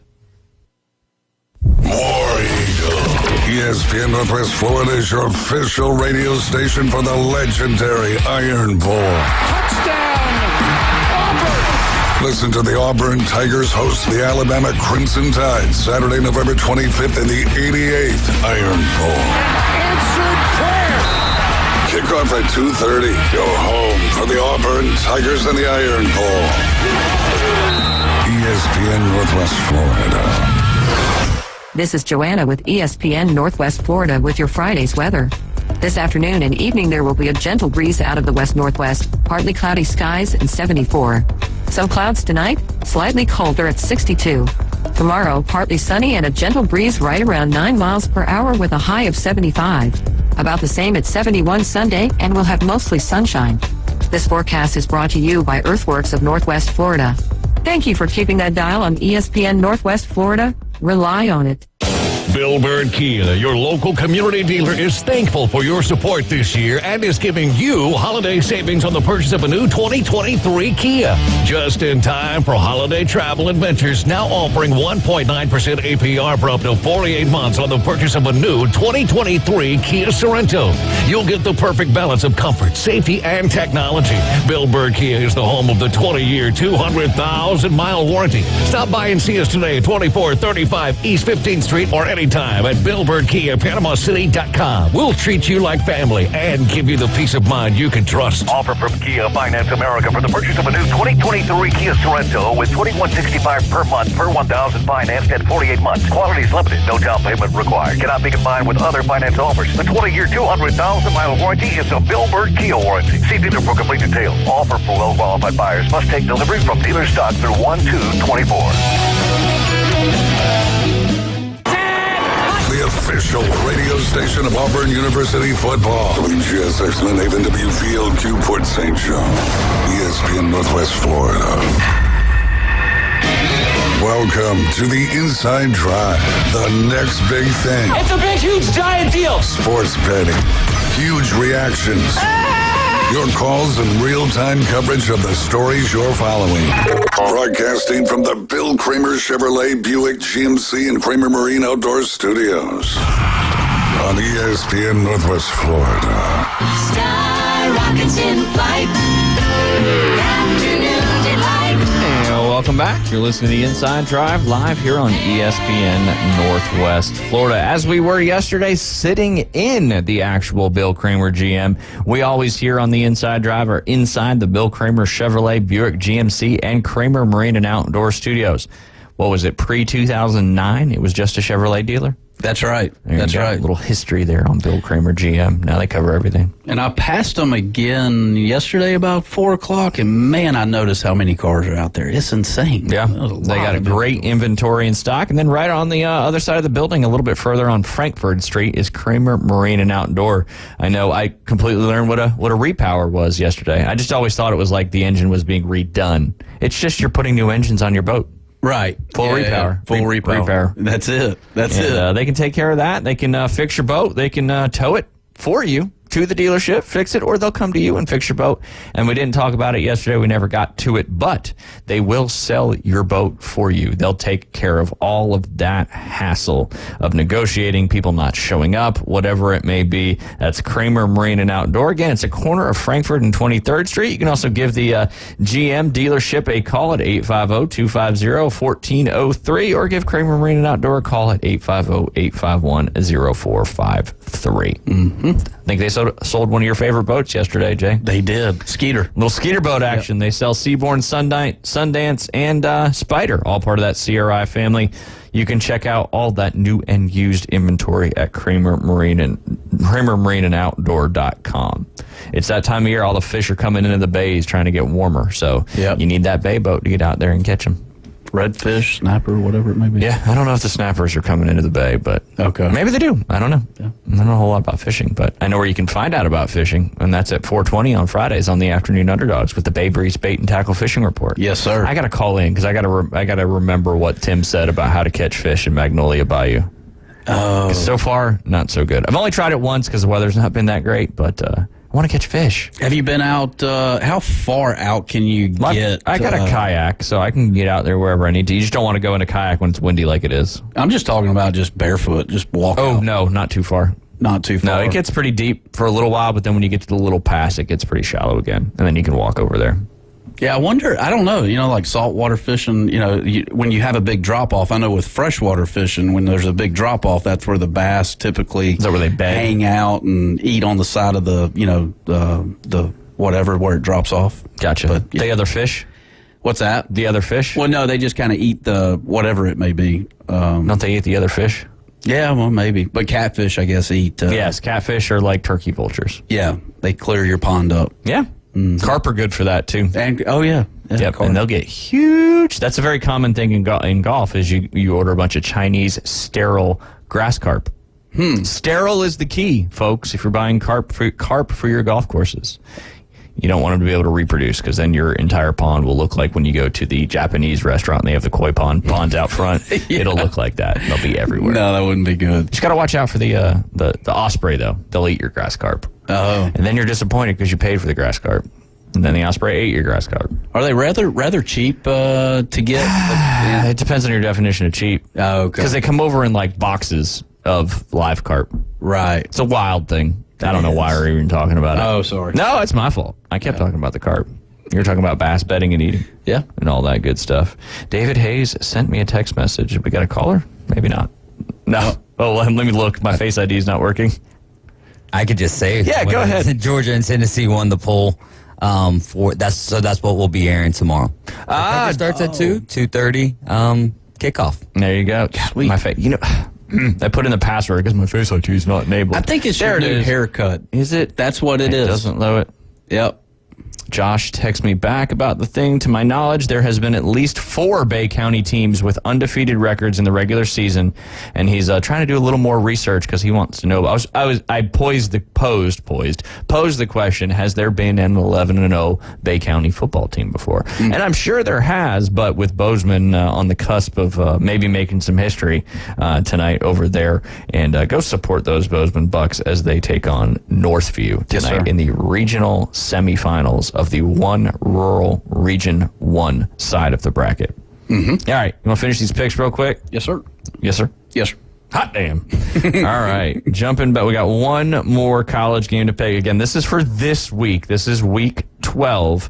That is Kentucky at South Carolina. I threw them on there just because this isn't the best week for college football. Just because now you've got those Pac-12 games are pretty awesome, but you just have a lot of especially in the SEC, everybody's gearing up for that, and the ACC gearing up for that last big rivalry game.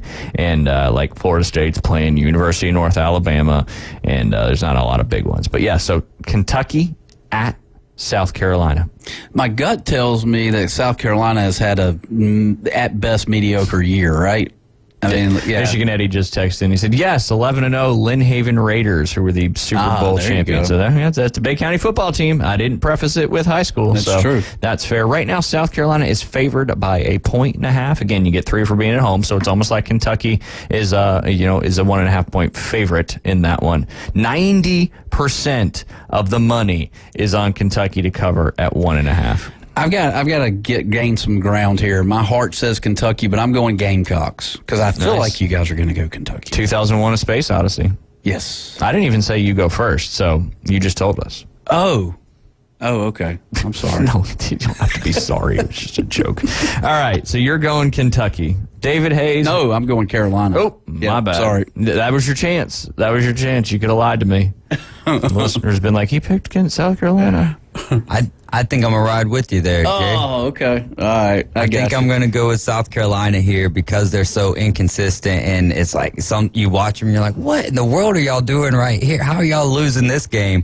And I think a lot of that falls on the quarterback's shoulders, but I'll go South Carolina, Spencer Rattler. I'm very pleased that he picked South Carolina in this one because I'm definitely taking the Kentucky Wildcats. Okay. And hopefully it comes to fruition because that's we've only got three picks different so far. So if those all come to fruition, we're tied right there. All right, now moving over to the NFL side of things. We started with the an NFC North matchup, a big one in the NFC North. That's the Steelers at the Cleveland Browns. Currently, the Cleveland Browns are favored by 1.5. 81% of the money is on Pittsburgh plus 1.5 in this one. My ESPN game group 850 deal, I went Pittsburgh, and I will continue that. I'll go Pittsburgh winning over Cleveland. There you go. Yep. Jay, I'm going to do it again, man. I feel like we're picking a lot on the same lines. Yeah. There's a side of me that thinks that the Browns' defense is going to prove to be too strong for the Steelers, but at some way or another, that Steelers' defense is also going to come through. Mike Tomlin wins the games he's not expected to. Give me the Steelers in this one. He certainly does. That is definitely the case. But the last time DTR came in there, they looked pretty decent. And that Browns defense is vicious, that's for sure. And the last time that I saw a game that Kenny Pickett faced a very good defense, he did not look very good. Now, granted, that was week 1 of the season, so I'm going to take the Brownies on this one. Just a crazy season. Ooh, little quick fun fact, Jay Henley, for you on the Cleveland Browns while we're talking about them. In obviously, Deshaun Watson's out for the rest of the year with a fracture in his throwing shoulder, and he had season-ending shoulder surgery. Since signing the 5-year, $230 million fully guaranteed deal, which we talk about why would you ever do that for coaches or players in the NFL. He has played a combined 12 games over 2 seasons, earning $92 million in cash. That equates to $7.7 million a game. Mm-hmm. That's insane. That's all you got? That's fine. Yeah. I just, that's why you don't guarantee contracts. Me and David talk about it all the time. Right. You can't do it because this is what happens. He's the Jimbo Fisher of the NFL. No doubt. 7.7 mil a game. Per game. You could break that down to snap completions, and it would just be nuts. That would be. Maybe I'll do that in the break just for fun, and then we'll ask Aaron about it. Yeah. All right, next you got Chargers at Packers. I think it's a fairly close spread. That's why I put it on there. David Hayes. Oh, give me the Chargers in this. Chargers favored by 3 in Green Bay. 77% of the bets for the Chargers to cover. 56% of the money on the Chargers to cover. He's got the Chargers. Who you got there, Jay Henley? I'm feeling sorry for all these Green Bay Packer fans. I mean, they may be the most not so good team in the NFL right now. I gotta go. Yeah, they're 3-6. Jordan Love's struggling a little bit this year. You gonna go with the Pack? No, I'm going with whoever they're playing. Who'd you just say? The Chargers. The Chargers. Didn't even matter. Yeah, it didn't even matter. What if I said Carolina? Oh, well, there you go. That's a toughie. Have they played each other? No, they said heads Carolina, tails Green Bay. Yeah, there you go. That's a fantastic one. Hey, yeah. I want to pick the Packers just because y'all picked the Chargers, but I just can't do it because I don't think they're going to win that game. Although the Chargers are notorious for letting people down in big games. Staley over there, fighting for his job, so I think they got to get that one done. Cardinals at Texans. Kyler Murray at C.J. Stroud. I don't know if the Cardinals have a whole lot to play for, but the Houston Texans certainly do, as they're trying to make a backdoor run at that AFC South division, that's for sure. Right now, Houston's favored 5.5. That's probably the biggest spread that they've had in the favorite category all year. That's why 71% of the money is on Arizona to cover it plus 5.5. Again, that's with the spread. I'll start first on this one. I don't see C.J. Stroud slowing down against the Arizona Cardinals defense, so I'm going to go with the Houston Texans on this one.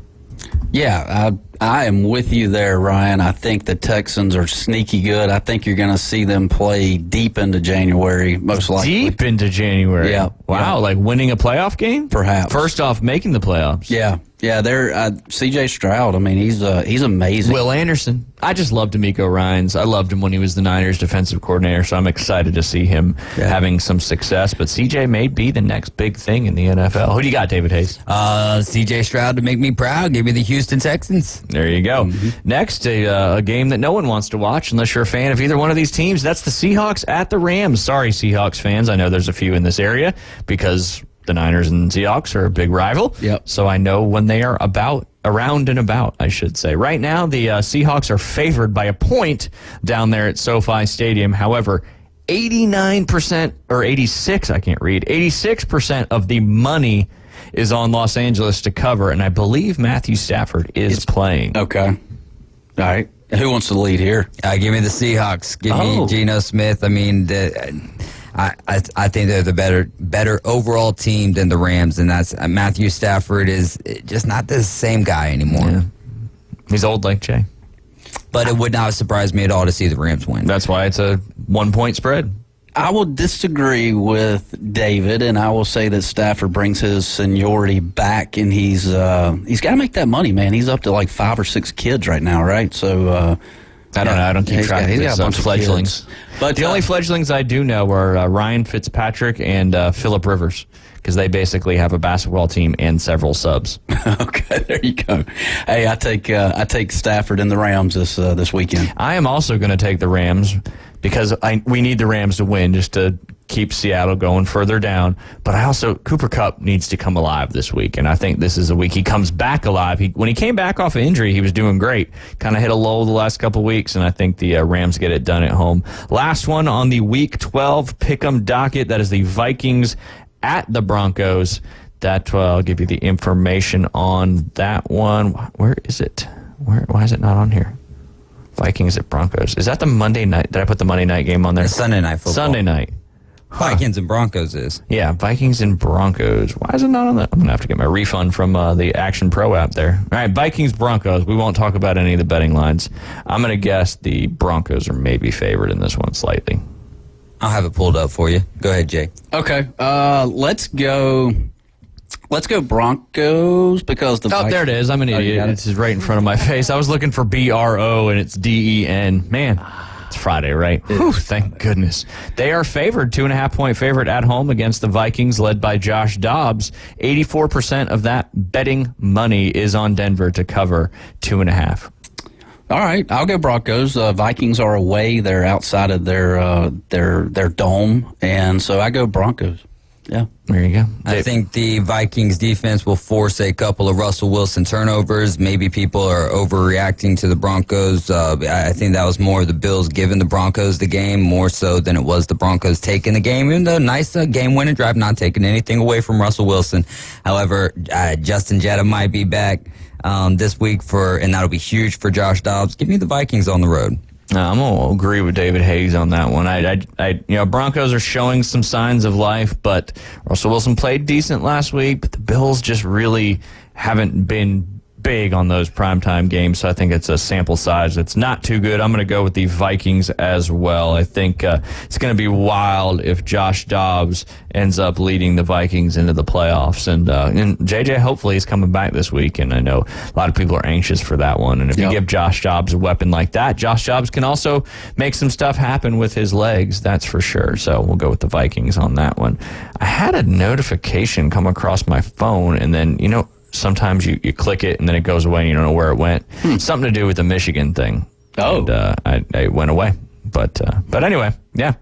I don't have enough time for this golf story, but I really want to tell it. Should we do it anyway? I'll do it fast.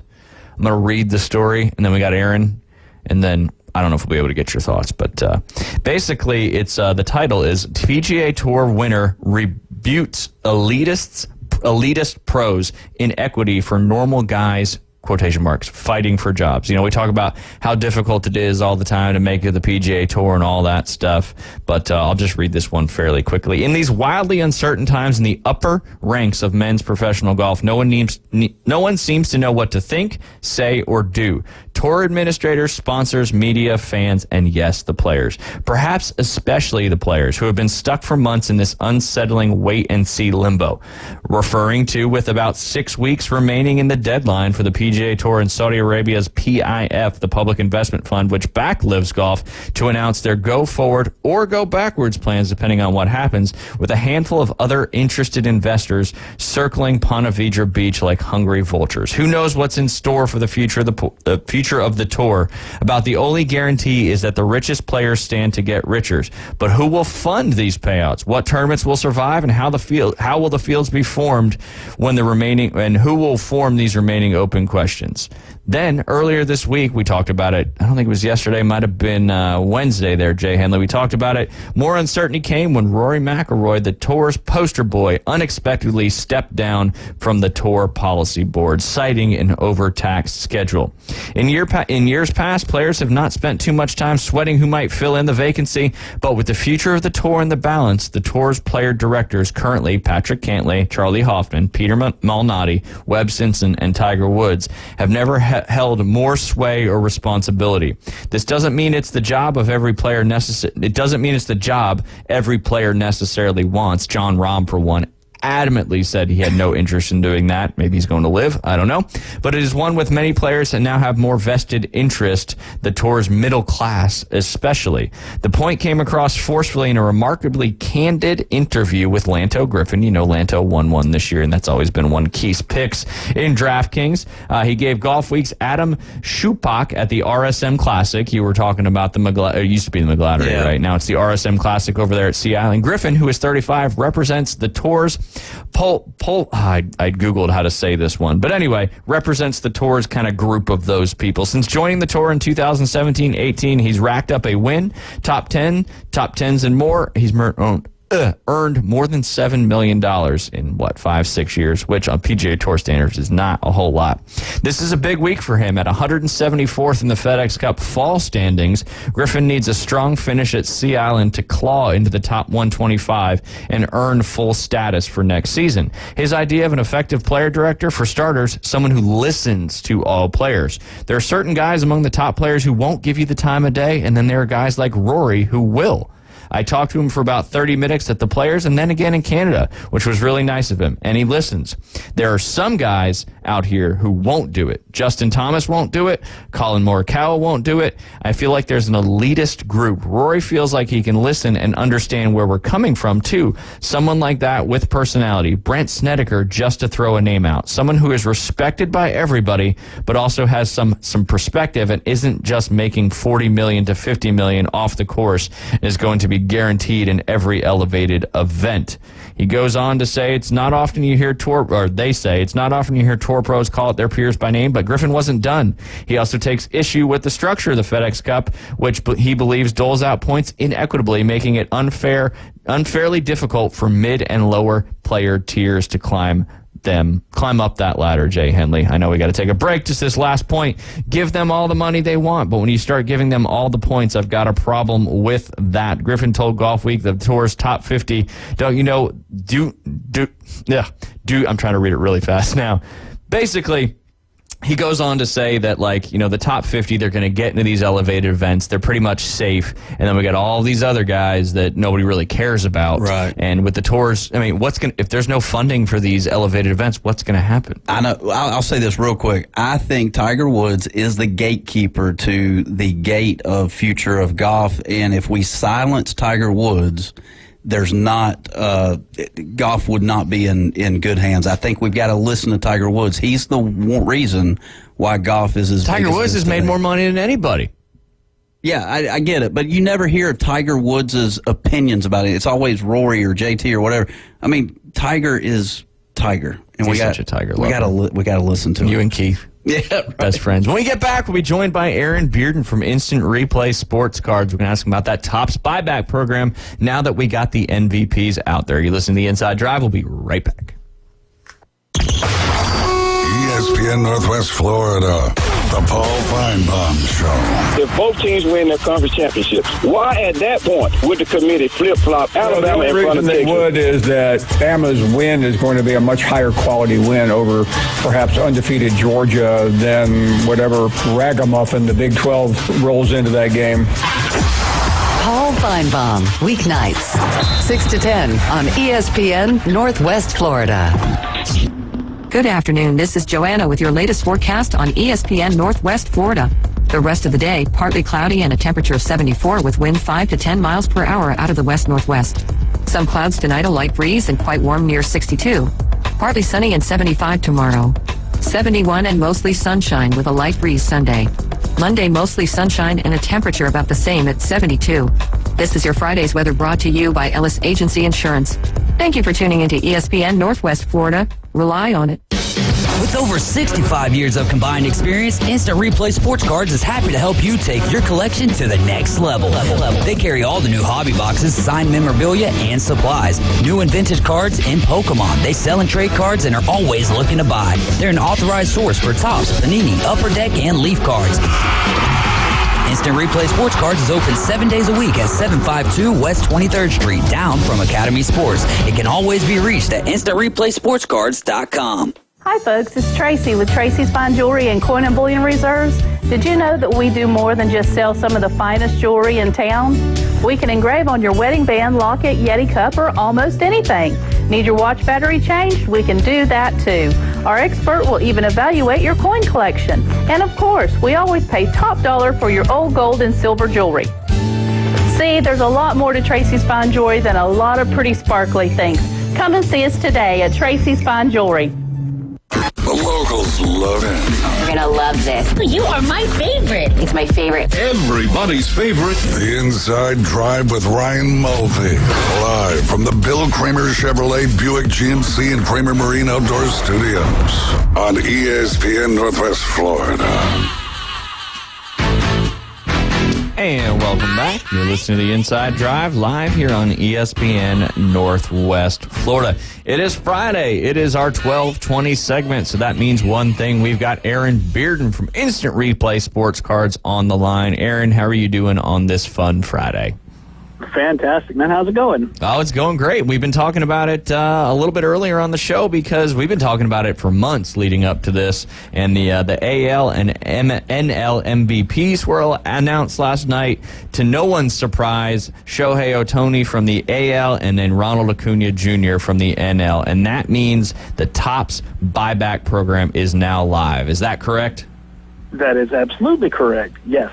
Yeah, Topps Chrome MVP buyback program is live. It's going to last for 4 months into February. Wow. And what that means is you can bring in the base cards of Shohei Ohtani or Ronald Acuna out of 2023 Topps Chrome or any variation of the base card, a refractor or numbered card, and they are basically as good as cash. They are instant store credit. $20 for the base card, $40 for the refractors. It goes on and on. Up from there, the more scarce the card, up to $200 in instant credit. Topps is buying those cards back. And if it holds from this year, what they're going to do is they will get Ohtani and Acuna to autograph some of those cards, and they will randomly put them into next year's Topps product. Whew. Oh, that's cool. I mean, so you could essentially, if you've got say you've got a numbered, Ohtani Topps Chrome card, and, it's as scarce as it can be, and you get that $200 credit. You could essentially take that $200 credit and buy that hobby product next year and could have that same card come back but autographed.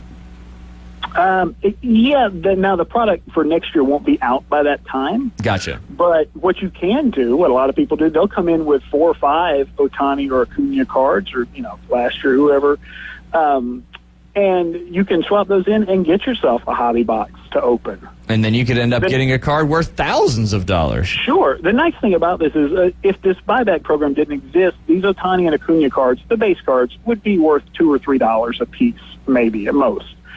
So Topps is adding some real value to the base cards and adding a lot of value to the Chrome brand, because it's worth it. Like we sell what they call the blaster boxes, the things you'll find in the big box stores like Walmart and Target. We do them about 15 or 20% cheaper than Walmart and Target, by the way. But we'll have people come here and open those, and if they pull out a refractor of Ohtani or Acuna, they just made money off the box, regardless of any other cards they find. Yeah, they can turn around and make worth more than what they paid for the box. Yeah, and it's specifically Topps Chrome. Topps Chrome, yeah, it has to be. I don't have it in front of me. The card number on the back. I believe Ohtani I think he was card number 17. I'm thinking, don't quote me on that, but I think that's what it was. Acuna, I'm not sure. We have on our Facebook page, Instant Replay Cards on Facebook, some information from Topps with a QR code. You can go and see a listing of all the cards. We're also going to be uploading a gallery for all the cards. Basically, what you want to look for is the same picture on the front of the card. Yeah, there you go. Regardless of the border or, it's got a red border, it's got a gold border. They're all part of the program. And if you go to Facebook, their Facebook page is Instant Replay Sports Cards. But if you're friends with me on Facebook, Instant Replay Cards. Instant Replay Cards is the official handle. I just shared it on my Facebook page, so you can see that right there. And it's got the QR code and everything. Now, do y'all still have these particular? Do you still have the 2023 Topps Chrome for sale in the shop? Yes. Okay, so you could buy one of those, pull one of the cards, and then turn around to get credit and get more all in one foul swoop. Absolutely. We had people doing that last year. They would come in and buy, like I said, those value boxes. I think they're $34.99. I believe they're $39.99 in the retail stores at the MSRP. $34.99. You buy it, you pull one Ohtani, one Acuna, you've made $40 right there, plus the other cards you get.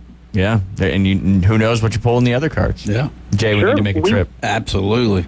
Hey, Aaron. We would do whatnot breaks last year for the MVPs, and we had one gentleman, he bought the Yankees because Judge was the MVP last year in the eligible card. He paid, I think, $20 to get the Yankees. He pulled about $80 worth of Judge buybacks just out of his one spot. That's awesome. Wow. That's awesome. I'm sorry, yes. Somebody had a question. Yeah, I was going to ask you, so as far as with the shopping coming up next week, do you have any special hours for somebody that may be interested in coming in and purchasing, cards or whatever it may be? Yeah, it's good to know. Normal hours next week, except we are closed on Thanksgiving Day. Okay. We close Thanksgiving Day, Christmas Day. That's our only 2 days of the year that we close for holidays. All right. But we're open day before Thanksgiving, day after Thanksgiving, all is normal. All through that weekend, and we'll have a bunch of sales going on day after Thanksgiving and all that weekend as well. And then every week leading up to Christmas, there'll be stuff on sale. Cool. Cranberry sauce or no cranberry sauce, Aaron? Cranberry sauce, even if that's the only thing on the table. Oh, I love cranberry sauce. I like it. Just plain cranberry sauce, man. It's great. Tastes good. Good health benefits to cranberries. There's a lot of good antioxidants, Why not? Jay. Antioxidant. There you go. That's true. Yeah, we're I grew up in the Northeast, and we were talking earlier on the show, because it was turkey or nothing. And then you get below that Mason-Dixon line, and it's turkey and ham. And ham seems to take precedence in a lot of people's Thanksgiving dinners in the South. Yeah. Well, that's sacrilege, right? I mean, it's got to be turkey. Yeah, see, because I agree. Because Christmas, I mean, that's a ham Christmas thing. ham. Hams can have Christmas. Turkeys get Thanksgiving. There you go. I knew I liked Aaron. Favorite? I'm not a ham guy anyway, but I'll take turkey at both of them. But I'm just saying, let's let turkeys still have Thanksgiving. There you go. That's all they got. Yeah. They're getting shot all over the place. Give them Thanksgiving. That's right. Sure.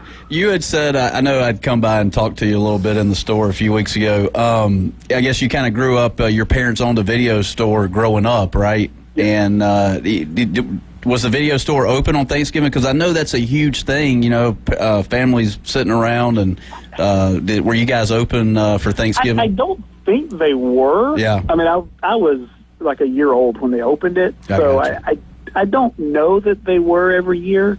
Open on Thanksgiving, but that was a thing. People would come in the day before and rent, 4, 5, 6 movies and kind of have a little family marathon. Particularly, we were in Port St. Joe, and years before St. Joe had cable and satellite TV and all that. I mean, that was what you did. Yeah. You rented a movie, and back then we didn't have. Our kids are going to be like, what? We didn't have these theaters with like 20 screens on it. If you grew up in Panama City, you remember the Florida Triple. And like the Carmike, the AMC in the mall had 4 screens back then. It used to be a first-run theater back in the day. Yeah. So not that many movies came to Panama City. Right. So, that's the thing. For $2, you could go down to the video store and get a movie that you had no other way of seeing. Yeah. You got any favorite Thanksgiving memories that you have in years past? Or We, for several years, my family, we would do our Thanksgiving out of town. Yeah. In different places, just because my mother and grandmother would get tired of doing the cooking and cleaning. Yeah. So they're like, hey, rather than that, let's just spend the money and go somewhere. So we had a Thanksgiving. We went to Atlanta one year, and this was back when the Braves still played downtown at the Olympic Turner Field. Yep. And so we stayed about as close to Turner Field as you could get, even though it wasn't baseball season. And they were still doing stadium tours and all that. And nobody was open on Thanksgiving for dinner. So we went back. The people from the hotel got us a shuttle, took us to every restaurant they could think of. Nobody was open. They took us back to the hotel and opened up the kitchen, and they cooked a meal for us. And we ate right there in the hotel. And it was wonderful. It was just, really good. Really kind of what the holiday is all customer about. service. Yeah. Being thankful. Yeah. Whew. That's great, man. That's what me and my family's starting to try to do, just try to move about for Thanksgiving. You just, maybe pick a place and kind of, make a tradition, if you will. Circle back around here, with the store. What's this Whatnot breaks that you guys have going on for the listeners out there? Okay. So Whatnot is a website / app for live video auctions, short-term auctions. A lot of people, when you think auctions, are thinking eBay, where it's up for a week or a month or whatever. These are like 30-second to 2-minute per item auctions. The way we use it for sports cards is like we've got a break coming up today. We're going to open a case of Topps Chrome Update baseball, newest thing on the market. Which you could find an Acuna and an Ohtani on there and then turn around and get store credit. Well, they're not part of the regular Just kidding. buyback. They have different numberings. But there will be some other products that will have them in it that we'll do. But so we're doing a case break by teams, and you can go in and buy whichever team you like. They'll be run as 30-second auctions. And if you're the high bidder, when we open this entire case, you'll get every card from that team for whatever your bid price was. So it'll be 30 people essentially buying in, everybody taking a team, and see what we can get. Right now, the Topps Chrome updates, huge product because they have what they call the rookie debut patch autographs. For the first time ever, Topps got with the players in MLB, and I don't know if they bought the uniforms ahead of time or just bought them after the fact. They got every rookie's debut game uniform for this year. And then they put a patch on there that, signified, hey, this is their first game they've ever played Major League Baseball. Now they have cut them up and made jersey cards out of them, and what you're looking for is the card with the patch that actually says this was from the first game of this player. That's pretty cool. Those are huge, huge cards. Topps is looking for them on social media, saying, hey, if you find one, tag us. We want to know where they all went. That's awesome. Oh, yeah. That's what people are looking for out of Chrome Update right now. And that is, you guys are doing that this afternoon, coming up in about 3 hours. Yes. And you can, it's going to be a busy weekend. You can check out Instant Replay Cards. That's the Facebook handle there, but for the Instant Replay Sports Cards, and you've got the link right there to your Whatnot store and all that, and people can do that right. So everybody goes in, the team is put out there, and then whoever the highest bidder for that team in that short time frame, then you go from there. Yes. You can also pre-bid if you can't make it live or something. Whatnot will archive all the shows. You can watch it later and see what you got.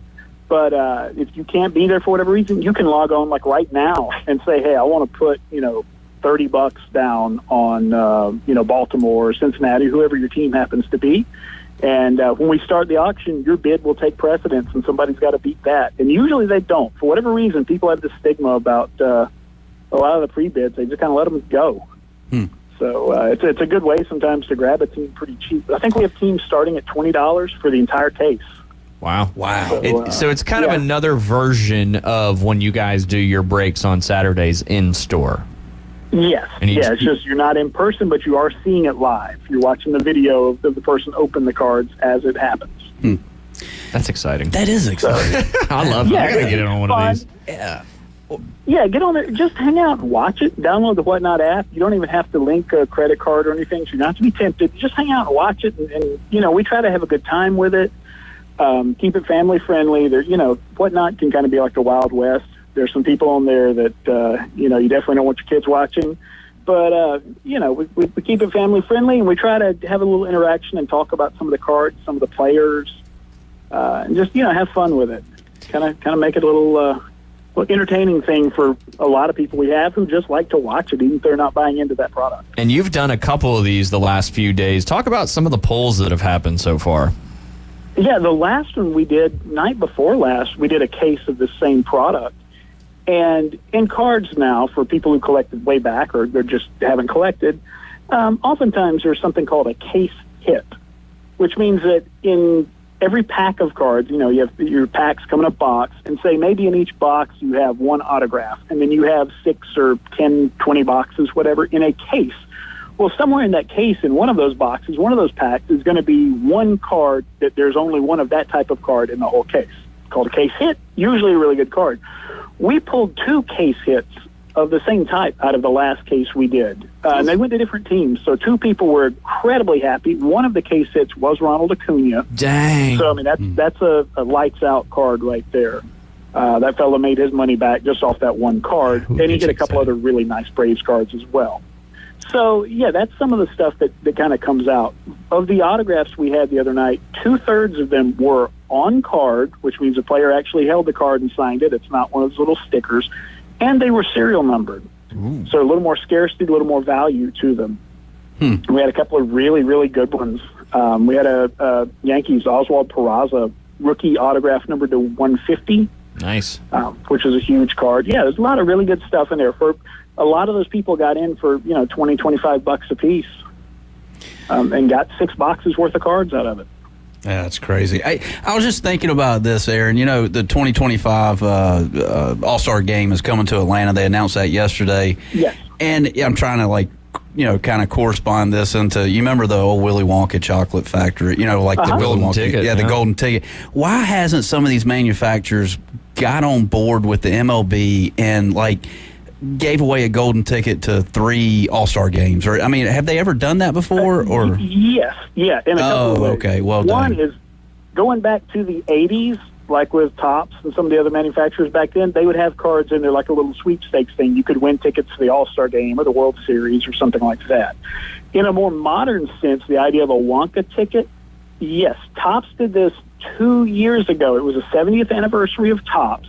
They were going to host a huge party in Vegas. They were going to have a bunch of players there, all kinds of exclusive Topps swag. Generally, these parties, they will let you get a picture with the player, and then Topps will right there print out a card of you and the player as an official Topps card, one of one. That's yours to keep. Dang. Anything you want signed, all sorts of cool things. So for that party, Topps put 50 tickets randomly across all the Topps products that year, and people started referring to them as Wonka tickets. They were silver. Said you and one guest come to the party. We had one pulled. Man, you had one here at our shop. One of them That's got cool. pulled. They were selling for $30,000 a piece. Holy crap! Yes, Because Topps what had not that's a announced- unique thing to go to. Yeah. You can't just go. Sure. Yeah. Sure, Topps had not announced at that point who they were going to have, but when they do these parties, they get, a few years ago they had Hank Aaron at one. They've had Mike Trout. It's major names. I think at that one in Vegas, I think they had like Vladimir Guerrero Jr. and Sr. Both. It's big. I mean, we're talking individual names out of, they were going to have 12 or 15 major players there. You think they're going to do that again? Well, Topps 75th anniversary is it's coming coming up, 2025? Oh, So, All-Star Game. I think there's definitely a chance of that. They've done a product called Topps Transcendent. It's the most expensive product they make. Costs $25,000 to $30,000 for a box of it. They make fewer than 100 boxes. And the big thing, the cards are secondary. The big thing is you get a ticket to the Topps Transcendent party. That's exactly this kind of thing. I know somebody that went to one, and like I said, they got their card made of them and the player together, anything they wanted autographed, and it's you and just a couple dozen people hanging out with these players all night. Yeah. Yeah. And for the So small amazing price tag of experience. $30,000, you can go too, Jay. There you go. That's right. Yeah, hey, what else were you going to do with that? Pay bills? Yeah, no, that's overrated. College? No. No. Go hang out with stars and get your card made. That's right. Sure. Yeah. Hey, Aaron, we ran out of time, but I'm just going to tell everybody real quick. You got your kids club tonight. You've got your Saturday break tomorrow at noon, and then you've got all the whatnot stuff going on. The next one coming up at 3:30 this afternoon. You want to go hang out with Instant Replay, Aaron, and the awesome store he has there. It's over in the Stanford Station Shopping Plaza, right between Academy Sports and Sweet Frog. Aaron, we appreciate you as always. Have a very happy Thanksgiving. You guys do the same. Take care. Awesome. Take care. You're listening to The Inside Drive. We'll be right back.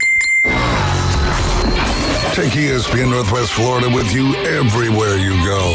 Anytime, anyplace, anywhere. The Sports Talk and live play-by-play doesn't have to end when you get out of the car. The ESPN Northwest Florida app streams your favorite Sports Talk hosts and the biggest games in ultra-high fidelity. This is of utmost importance in travel. Take the Sports Talk monster with you anywhere you go.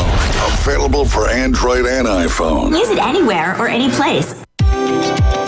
Hey folks, Chris Kramer with Bill Kramer GM. And the best place to listen to the Inside Drive with Ryan Mulvey is inside a brand new vehicle from Bill Kramer GM. And I want you to know we've got 10 times the amount of inventory on the ground as we did this time last year, and darn near all of them are discounted. So shop us online at BillKramerGM.com or visit us the corner of Frankfurt and 23rd. We'll make it easy and take great care of you. Los Rancheros has been doing it right for 20 years. Los Rancheros brings a top-shelf dining experience to you with the opening of their beautiful new building. Watch all college and pro games on Los Rancheros' 14 large-screen TVs with great drink specials daily from 2 to 5 and during all the games. Los Rancheros, the place for live sports and great food on 23rd Street between Jenks and Harrison. Oh, Ellis Agency Insurance has been serving Panama City and Bay County for years. They offer a full line of affordable insurance coverage of all types. Many people are attracted to Ellis Agency Insurance because of their friendly, knowledgeable staff. Call independent agent Johnny Ellis for a true comparison of your personal or business insurance. Ellis Agency Insurance at the Old Cullen Insurance location, 1134 Harrison Avenue, across from Dandy Donuts and Deli. Call 763-1627. Back to the Inside Drive with Ryan Mulvey from the Bill Kramer Chevrolet Buick GMC and Kramer Marine Outdoor Studios. It's alive! What's alive? We're alive! On ESPN Northwest Florida. Buenos tardes. Escuchan the Inside Drive live here on, I think that's good afternoon, right? Buenos tardes? ESPN Deportes? Buenos noches, no, ESPN Deportes. Look at you. Oh, man, that was good stuff with Aaron, man. The Wonka question.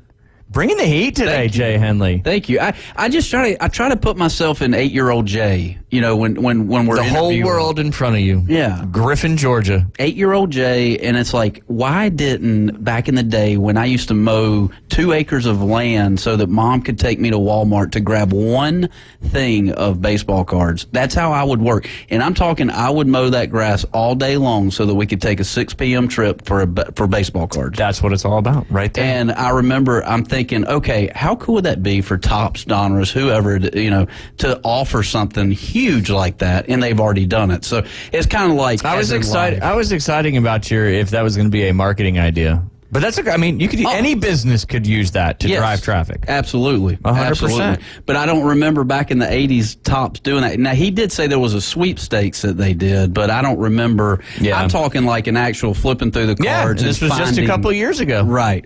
Yeah. What a cool event to go to. No kidding. $30,000. I mean, you can just pay that and go instead of having to find it in the thing. Right. Yeah, and pulled right there. They had one in the store. It's fantastic. It is crazy. Check out one of these whatnot things. Yeah.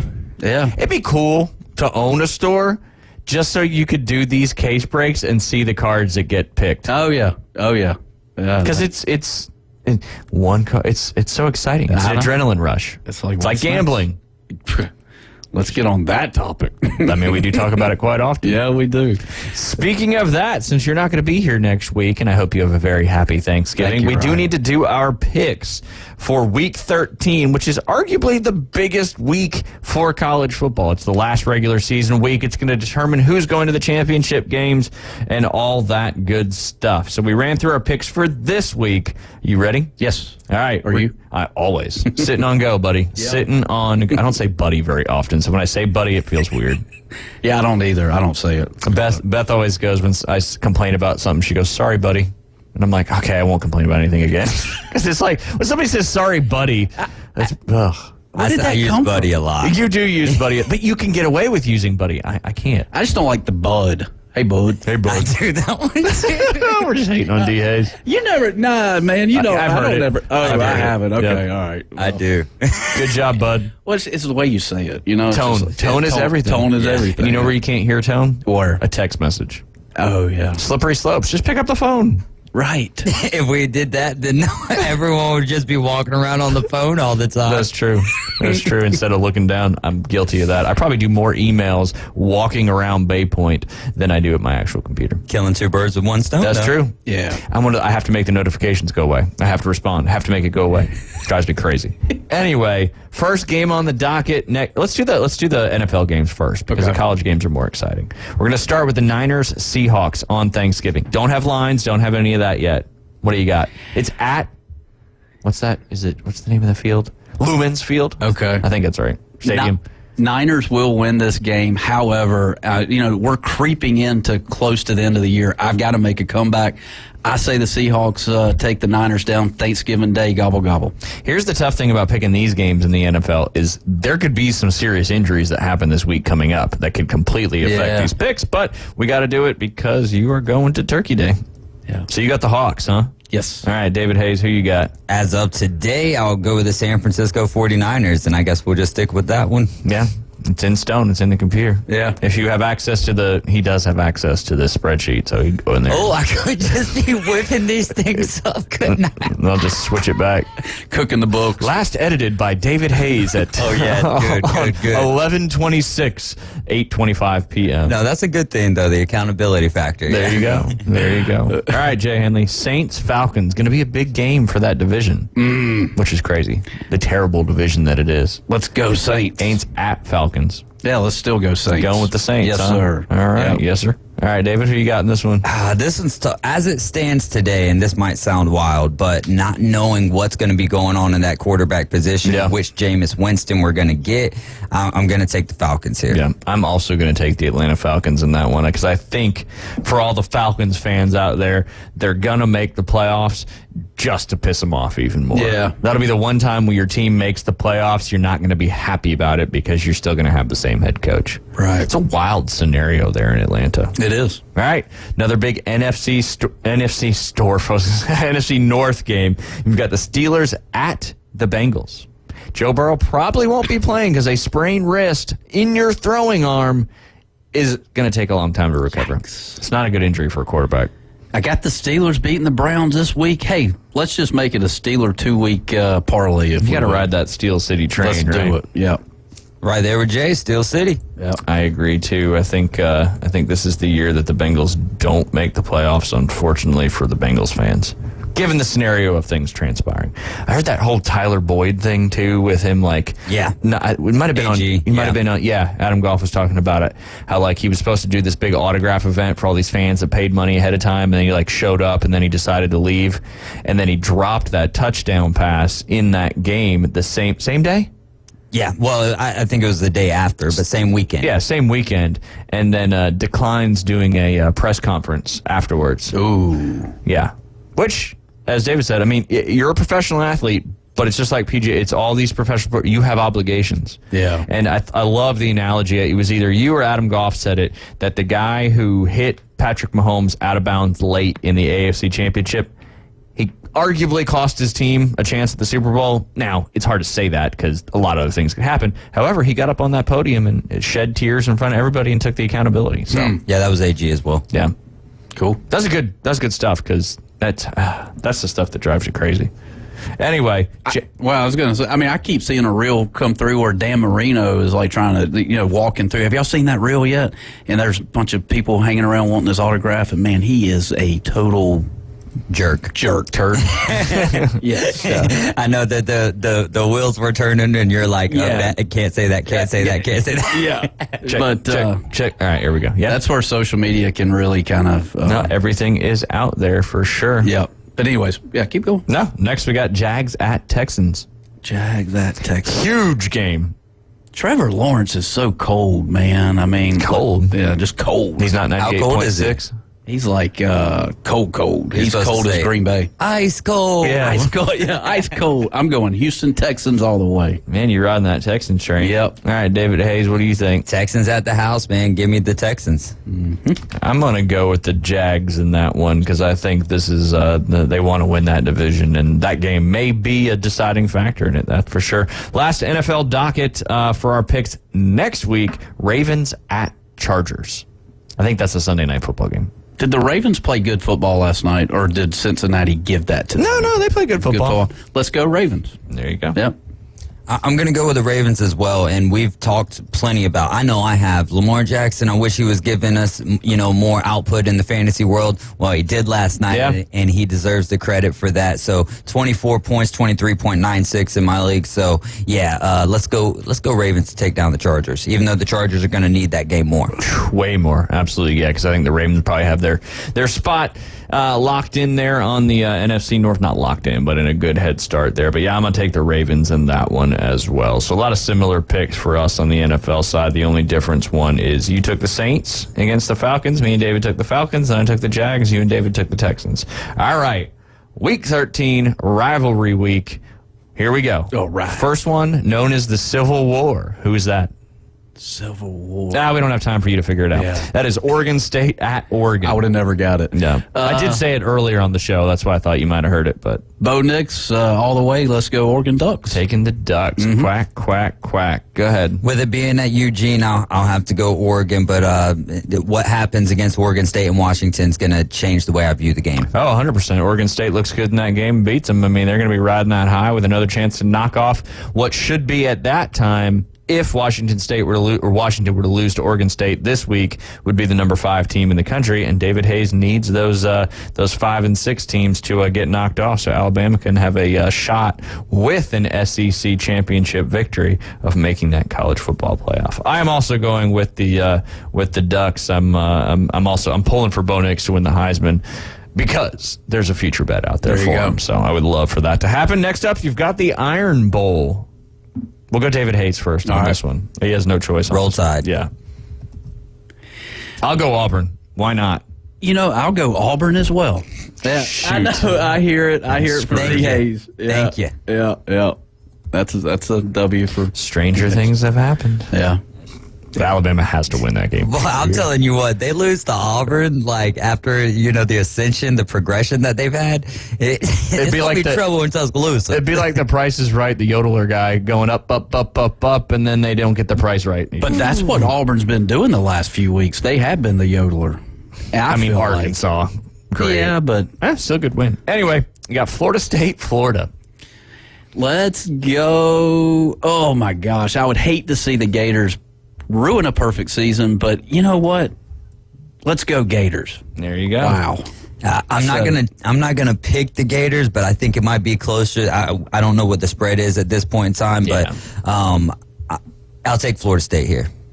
Yeah, I'm gonna take the Noles too. I think it's their time.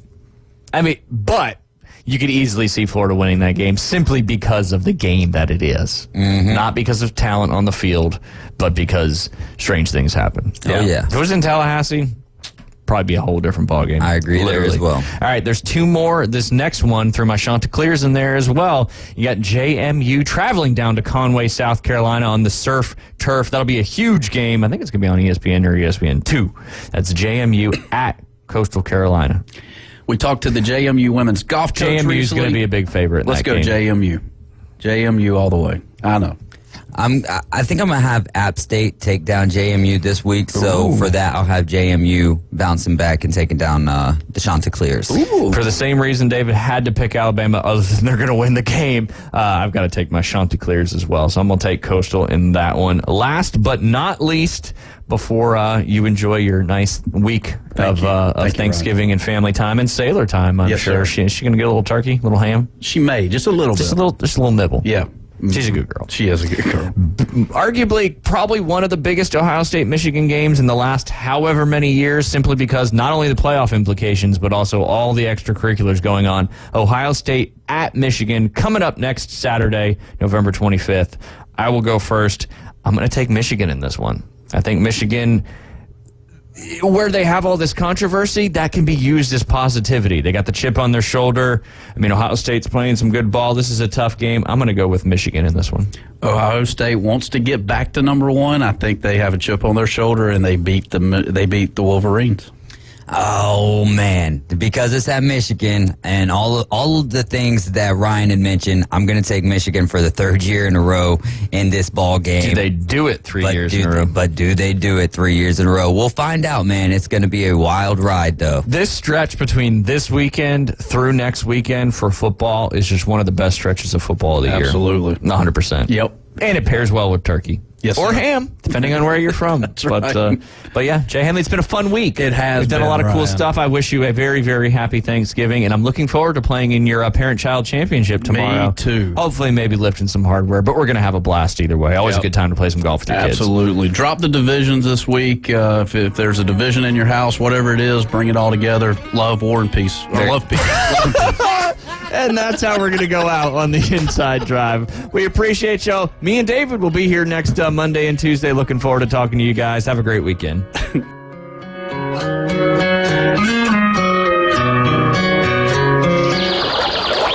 ESPN Northwest Florida has the real local fishing report. Hi, this is Tim from Bay Breeze Bait and Tackle. Join me every Friday at 4:20 during the Afternoon Underdogs. It's accurate, detailed content from local anglers, plus fishing updates on Saturday and Sunday morning right when you hit the water. Advice and stories from local anglers. Tune into the Bay Breeze Bait and Tackle Fishing Report, exclusively on ESPN Northwest Florida. Good afternoon. This is Joanna with your latest forecast on ESPN Northwest Florida. The rest of the day, partly cloudy and a temperature of 74 with wind 5 to 10 miles per hour out of the west-northwest. Some clouds tonight, a light breeze and quite warm near 62. Partly sunny and 75 tomorrow. 71 and mostly sunshine with a light breeze Sunday. Monday, mostly sunshine and a temperature about the same at 72. This is your Friday's weather brought to you by Ellis Agency Insurance. Thank you for tuning into ESPN Northwest Florida. Rely on it.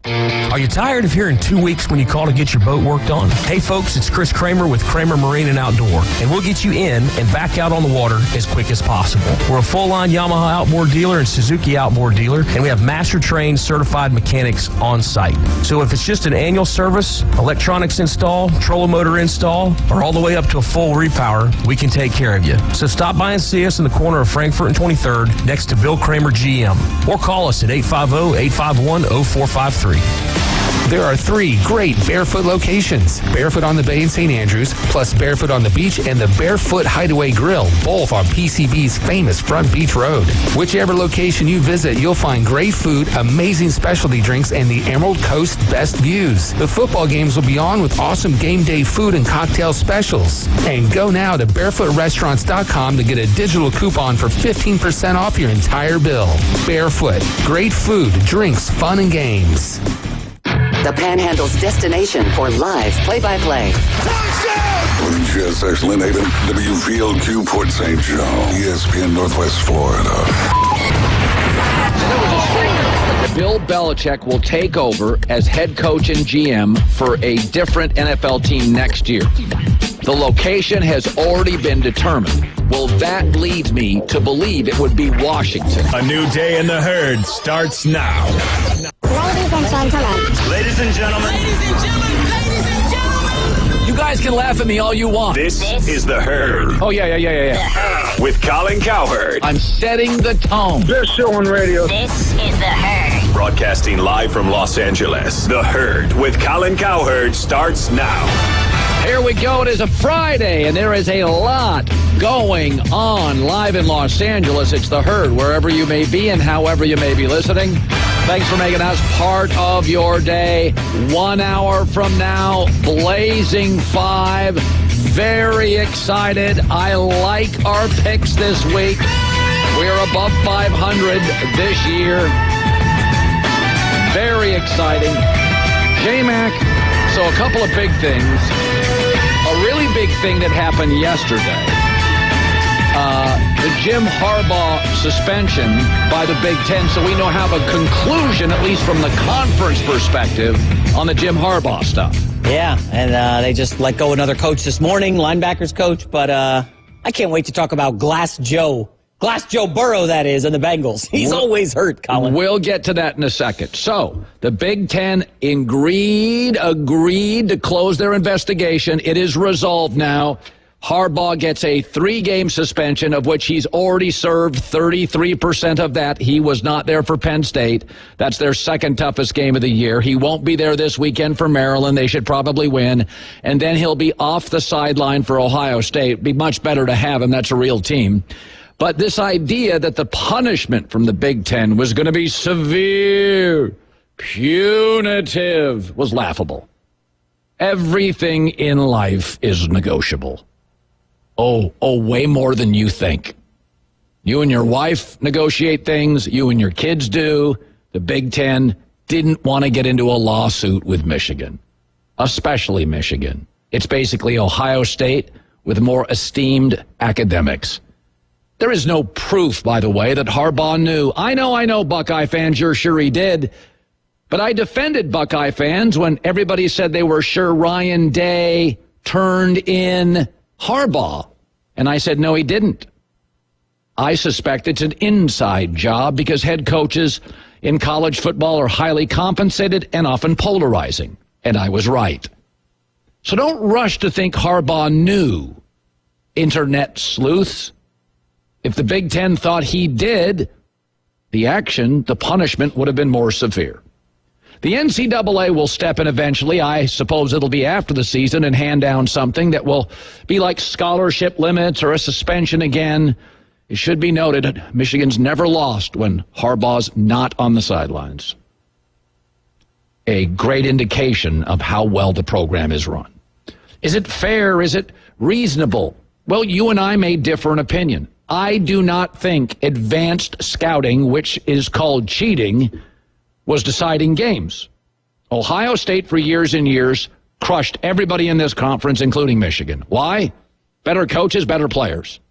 And Michigan for years and years has crushed everybody in this conference except Ohio State because they got a better coach and better players. But in the last 2 years, Michigan got a really good quarterback. So they even crushed Ohio State. And Buckeye fans believe that is just because of the cheating. It's not because Harbaugh, who got to a Super Bowl, is a better coach than Ryan Day, which he is, or that he has a better game plan the last 2 years, or they're more a physical football team the last 2 years than Ohio State, which has gotten increasingly finesse over the last 3 years. Very receiver dominant, receiver dependent. But guess what? We're going to find out if you're right or I'm right in 8 days, because that's when Ohio State goes to Michigan and plays. And if Ohio State, now with all that dreadful cheating, hammers Michigan, well, I guess I was wrong. Guess I'll be wrong.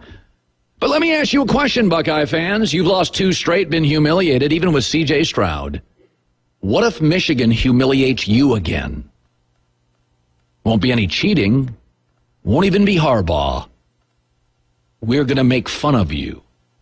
Because you were outraged, absolutely outraged, and absolutely sure were those Michigan fans that Ryan Day turned him in. And I said, I don't believe that's true. I defended you, and I was right. And I think I'm right here. But don't celebrate too loudly on Harbaugh missing that game on the sidelines. Because if Michigan rolls Ohio State in 8 days without the cheating in Harbaugh, that's embarrassing. They will officially own Ohio. Celebrate today. Pump your fist today. Go to Reddit boards today. I'm sure there's a Buckeye site. You're declaring victory. Maybe you're right. Maybe I'm wrong. And in 8 days, we will have a conclusion. But I don't believe Michigan's been thumping Ohio State the last 2 years because they're cheating. I think Jim Harbaugh's career illustrates, without question, that when he gets an NFL quarterback or a top quarterback, he goes from beating people to thumping everybody. Ask Aaron Rodgers, who got worked by Kaepernick. And not for a power outage, he may have won a Super Bowl. Go ask USC, where Pete Carroll confronted Harbaugh at midfield in the middle of his dynasty. Said, what's the deal? Jim said, hey, I'm just competing. They humiliated USC and Pete Carroll. The dynasty out west, the last one. So in 8 days, we're going to have a conclusion here. But Ohio State, be careful about the celebration. Because if they roll you again, can't blame cheating, and no Harbaugh on the sidelines, will illustrate just how far Michigan has pulled away from Ohio State. I can't wait. Maybe wrong, but that's why sports is great. Gratification, 8 days. You're right, I'm right. We'll discover it. All right, so I saw this. This was weird. People freaked out about this. Sounds like people lost some bets last night. The NFL is investigating why the Bengals did not list quarterback Joe Burrow on their injury report when the team had posted a picture of him wearing some sort of device on his wrist Wednesday night. And he appeared to be kind of hampered by the injury early in the game. Okay, so let me ask you this. Joe Burrow practiced all week and was very effective in the game, 11 for 17 with a touchdown. And then re-aggravated a sore wrist. What do you want the NFL to do? In college football, they don't tell you anything. In hockey, they'll tell you upper body, lower body injury. In the NBA, starters tell the coach at 6:15, load management, I don't want to play. And you're upset at this? The NFL tells us who practices all week. They tell us every player who's in, who's out. They tell us throughout the week, are they questionable? Are they doubtful? What more do you want? Do you want an asterisk next to that? Joe Burrow, he practiced. He was really good. And his wrist was kind of sore, but he was really good, and his wrist is sore. There's a difference between an injury and a sore wrist. Well, he was wearing a device. Oh, you mean like what Tom Brady wore his last 12 years on his knee? Or the fact that Burrow wears a pad on his calf every time he comes to the sideline. He wears a device every time he leaves the field. Players are wearing all sorts of stuff. What do you want the league to do? Well, there's a device. You think you know who's hurt. I always laugh at guys, you think you have all the information. Your wife's had fantasies. They're not about you. She tell you? You can't even get a straight answer from who you're married to. None of us can. Our kids lie to us, and you think you're going to get all the information. By the way, players in this league want to play. They don't even tell coaches all the time when they're hurt. We see this all the time. Players do not disclose all the information. They got a family to feed. They want to play. I'm good. I'm fine. And they have their own trainers at home. They don't want to tell the coach I'm banged up. So players have been hiding injuries for years. And by the way, you think you're getting a straight skinny from Pete Carroll and Bill Belichick for the last 10 years? Give me a break. When people think they have all the information, when everybody was so punitive to Tiger Woods in the affair, probably half the guys in the tour had him. You just don't know about it. They all fly private jets. You don't know what goes on in those things. I got stories. I got receipts. But what do you want the NFL to do? I'm not defending the NFL. They make plenty of mistakes. But in the NBA, players just don't suddenly play. Nobody knows. In hockey, upper body, lower body. College football, no disclosure. They don't tell you anything. You got coaches fibbing. You got players, by the way. I don't blame players at all. Players all the time do not disclose information to their coaches. They want to get out there and make money. So this pristine world people live in, that you think you're getting all this information from even family members, from teams, you're not. Some of you lost a bet. I would have lost a bet if I'd have bet the Bengals. I thought that was the side last night. But he wore a device. He practiced all week. He was good in the game. He was 11 of 17 with a touchdown. He aggravated something. My guess is Joe Burrow got hurt last week, banged his hand on a helmet somewhere. It happens. Matt Stafford, I swear to God, it happens 4 times a year. And Burrow banged his hand on a helmet. It was aggravated. He iced it. He practiced throughout the week. It wasn't great. It was fine. And over the last 10, 12 hours before the game, he wore a device to try to get some stability on it. Well, what do you want the NFL to do? If you had to list every player who's got a device, who's wearing... Jalen Hurts has not been healthy for a year and a half. He's not on the injury report. Jalen Hurts hasn't been healthy forever. When you ask Jalen Hurts if he's healthy, he gets angry. He's like, I'm good enough. They don't want to talk about it. Most players don't want to talk about it. Zach Taylor was asked about Joe Burrow's wrist after the game. It looks like he sprained his wrist. So fell on it early in the game and then felt it on the touchdown pass. Zach, there was a lot made on social media about something that Burrow was wearing on his wrist, getting off the bus. That was the first I saw anything about it. For the record, you ever gone to work not feeling great, and then at lunch you're like, yeah, I'm going to go home. I probably shouldn't have come to work. You don't think NFL guys go to games not feeling great, not 100%, something's wrapped a little tight, more than people know? Sometimes a player will do it himself. He doesn't want to disclose it. What do you want? None of us are getting complete information anywhere. Family, wife, kids. Only the delusional think they are. No, but I don't get it from my bosses. You don't either. You think J-Mac tells me everything? I don't tell him everything. The bottom line is you're not going to get an injury report with 55 guys. Left tackle, Ronnie Stanley's got an owie. By week 11, everybody is hurt. By week 4, nobody's completely healthy. The NFL does about as good a job as you're going to get. They tell us who practices and who doesn't. They tell us why. They tell us if they're going to play. They tell us if they're questionable. Sometimes you don't have nearly as much information as you think you do.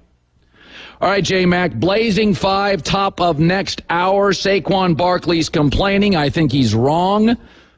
Lamar Jackson proving once again. Think about this. Wow. I mean, come on. That guy's so good. He was all right. Oh, right. 180 yards passing first half. Mark Andrews hurt first drive. That Mark Andrews one was devastating. I had the over on his receiving yards, which was going to cash easily. He was dominating the game early with 2 catches. I just got to ask, so, what's the deal with Burrow wearing a brace on his throwing hand, a brace, a wrap, whatever it was? Yeah. Like, why would they delete it from social media once it became a thing? The Bengals social media account. Well, I think organizations, Belichick, I don't think they want anything out there. Belichick was legendary for fibbing for his entire 20-year. The idea that once you acknowledge in life, I never get mad at when people don't disclose things to me because I don't think everybody does. There's this group of precious reporters out there and people that think they have a right to know everything and that all the information they want is out there. No, it's not. It is not. I have stories, information that I hold because I don't want to burn source or it's leading to a bigger story. Right.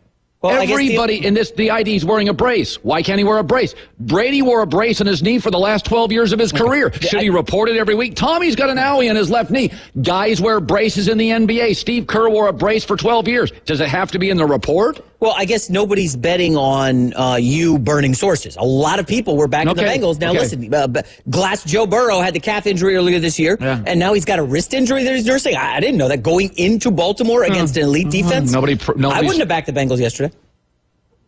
I still would have. Huh? I still would have. Yeah. Even knowing his wrist injury? I mean, he couldn't grip a ball in the second quarter. What was the wrist injury a problem at practice all week? No. Was it a problem on the first 2 drives? No.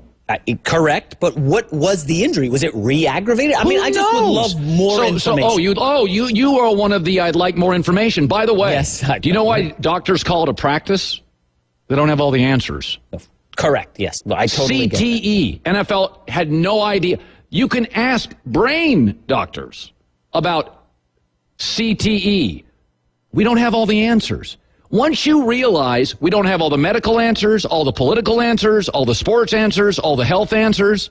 But we're not betting on any of those things. We're betting on the Bengals. That is your choice to bet. Yeah. You don't have...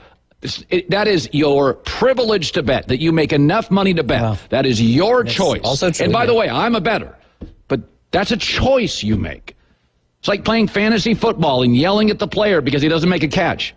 That's a you problem. I remember the Browns game earlier this year where Watson was going to be in, and at the, 2 hours before the game, they're like, DTR is starting. Remember that? No idea. As soon as I saw 2 drives, I was like, well, that's money flushed down the toilet. You don't get angry. No, I didn't. I don't get angry. I'm not angry. The last thing I do before the Blazing 5, the last thing I do, and I do it every Friday morning, you can ask my staff, I go to the injury report. Yeah. For instance, the Rams are the healthiest they have been in a long time. I like the Rams this week. Same. Okay. So I check it. But I also realize between now and Sunday afternoon, stuff happens. Yeah. We got players. Without naming a name, players have been hurt on the road in their hotel. Players re-aggravate stuff. Players. I mean, so it's like I check Blazing 5 every week. The last thing I do is injuries. You could ask Ryan. I'm like, hey, this morning, look at this, look at this, look at this. But I still am 48 hours away. So I don't know exactly what's going to happen. That's a great point. So when I gamble, which I do and I love, DraftKings rocks, when I do, I know there is some risk that I don't have all the information. I bake that in. I get the most information I can. Better than hockey, better than the NBA, better than college football. Here's what's super interesting. The big money gamblers, the guys who are putting $100,000, six-figure bets on the bet, they didn't know about this because the Bengals took money twice during the week. This went down to 3.5, back up to 4. Well, nobody was aware of whatever the risk thing was. Maybe they should have bought DocuSign. It's been beaten down in the market. Buy some DocuSign. Wow, look at you. You could go. There's a lot of places you could put. If you have the discretionary income to spend $100 on gambling a football game, you think I'm not going to sleep tonight? By the way, if anybody has the information on Justin Jefferson, whether or not he's going to play this weekend, send it on over. By the way, great example. That was the last game I passed on. Smart. Because of that. So I was going to take Denver. But because of the Justin Jefferson situation, it's my last game I passed on. It did not make the Blazing Five. Because of that. Because I can't get clarity on a star player who, for a quarterback that's young on the road, would be really valuable. So that's a great example that I just said I'm not sure. And that decision may not be made until after the walkthrough. He'll go out, he'll walk. How do I feel? It's outside, it's Denver, they come in.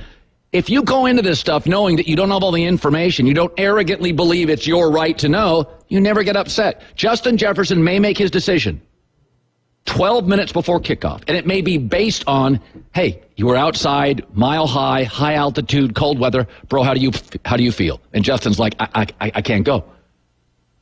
Yeah. And you don't have a right to that information, right? You don't have a right to stuff. Wolf and Shepard, maiden worn by athletes. You've probably seen them on the likes of Gronk, Steve Nash, Maria Sharapova. Aaron Andrews wears them. All started at Wolf and Shepard with a crossover, taking the classic dress shoe style and silhouette, placing it on an agile foam footbed. An outsole with all the comfort and innovation and upgrades you get in an athletic shoe. Wolf and Shepard didn't stop there. All new Cruise line is the cutting edge of casual. Styles made to be worn every day, comfort to pull it off. At Wolf and Shepard, designed in LA, crafted in Portugal from premium Italian leather. The shoes are the future of footwear. Very comfortable. You don't have to sacrifice style for comfort again at wolfandshepard.com. Started with a crossover, now it's the all-new Cruise line. Basically what they did, they took a dress shoe and said, let's put a foam footbed on it, put it on an athletic, comfortable sole. It feels like an athletic shoe, looks like a dress shoe. The all-new Cruise line. It's great.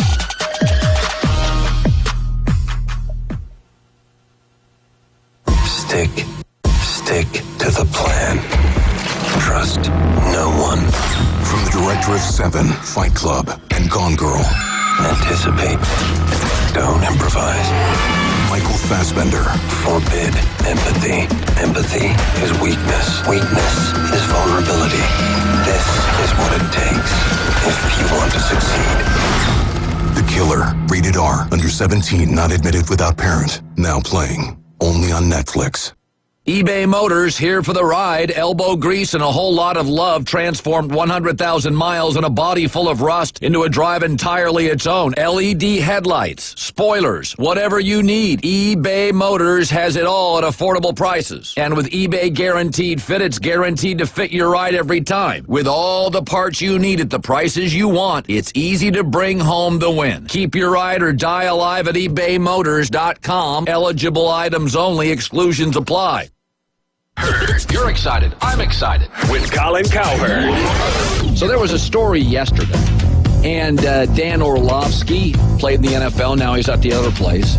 Said he heard that Bill Belichick will take over as head coach and GM for a different NFL team next year.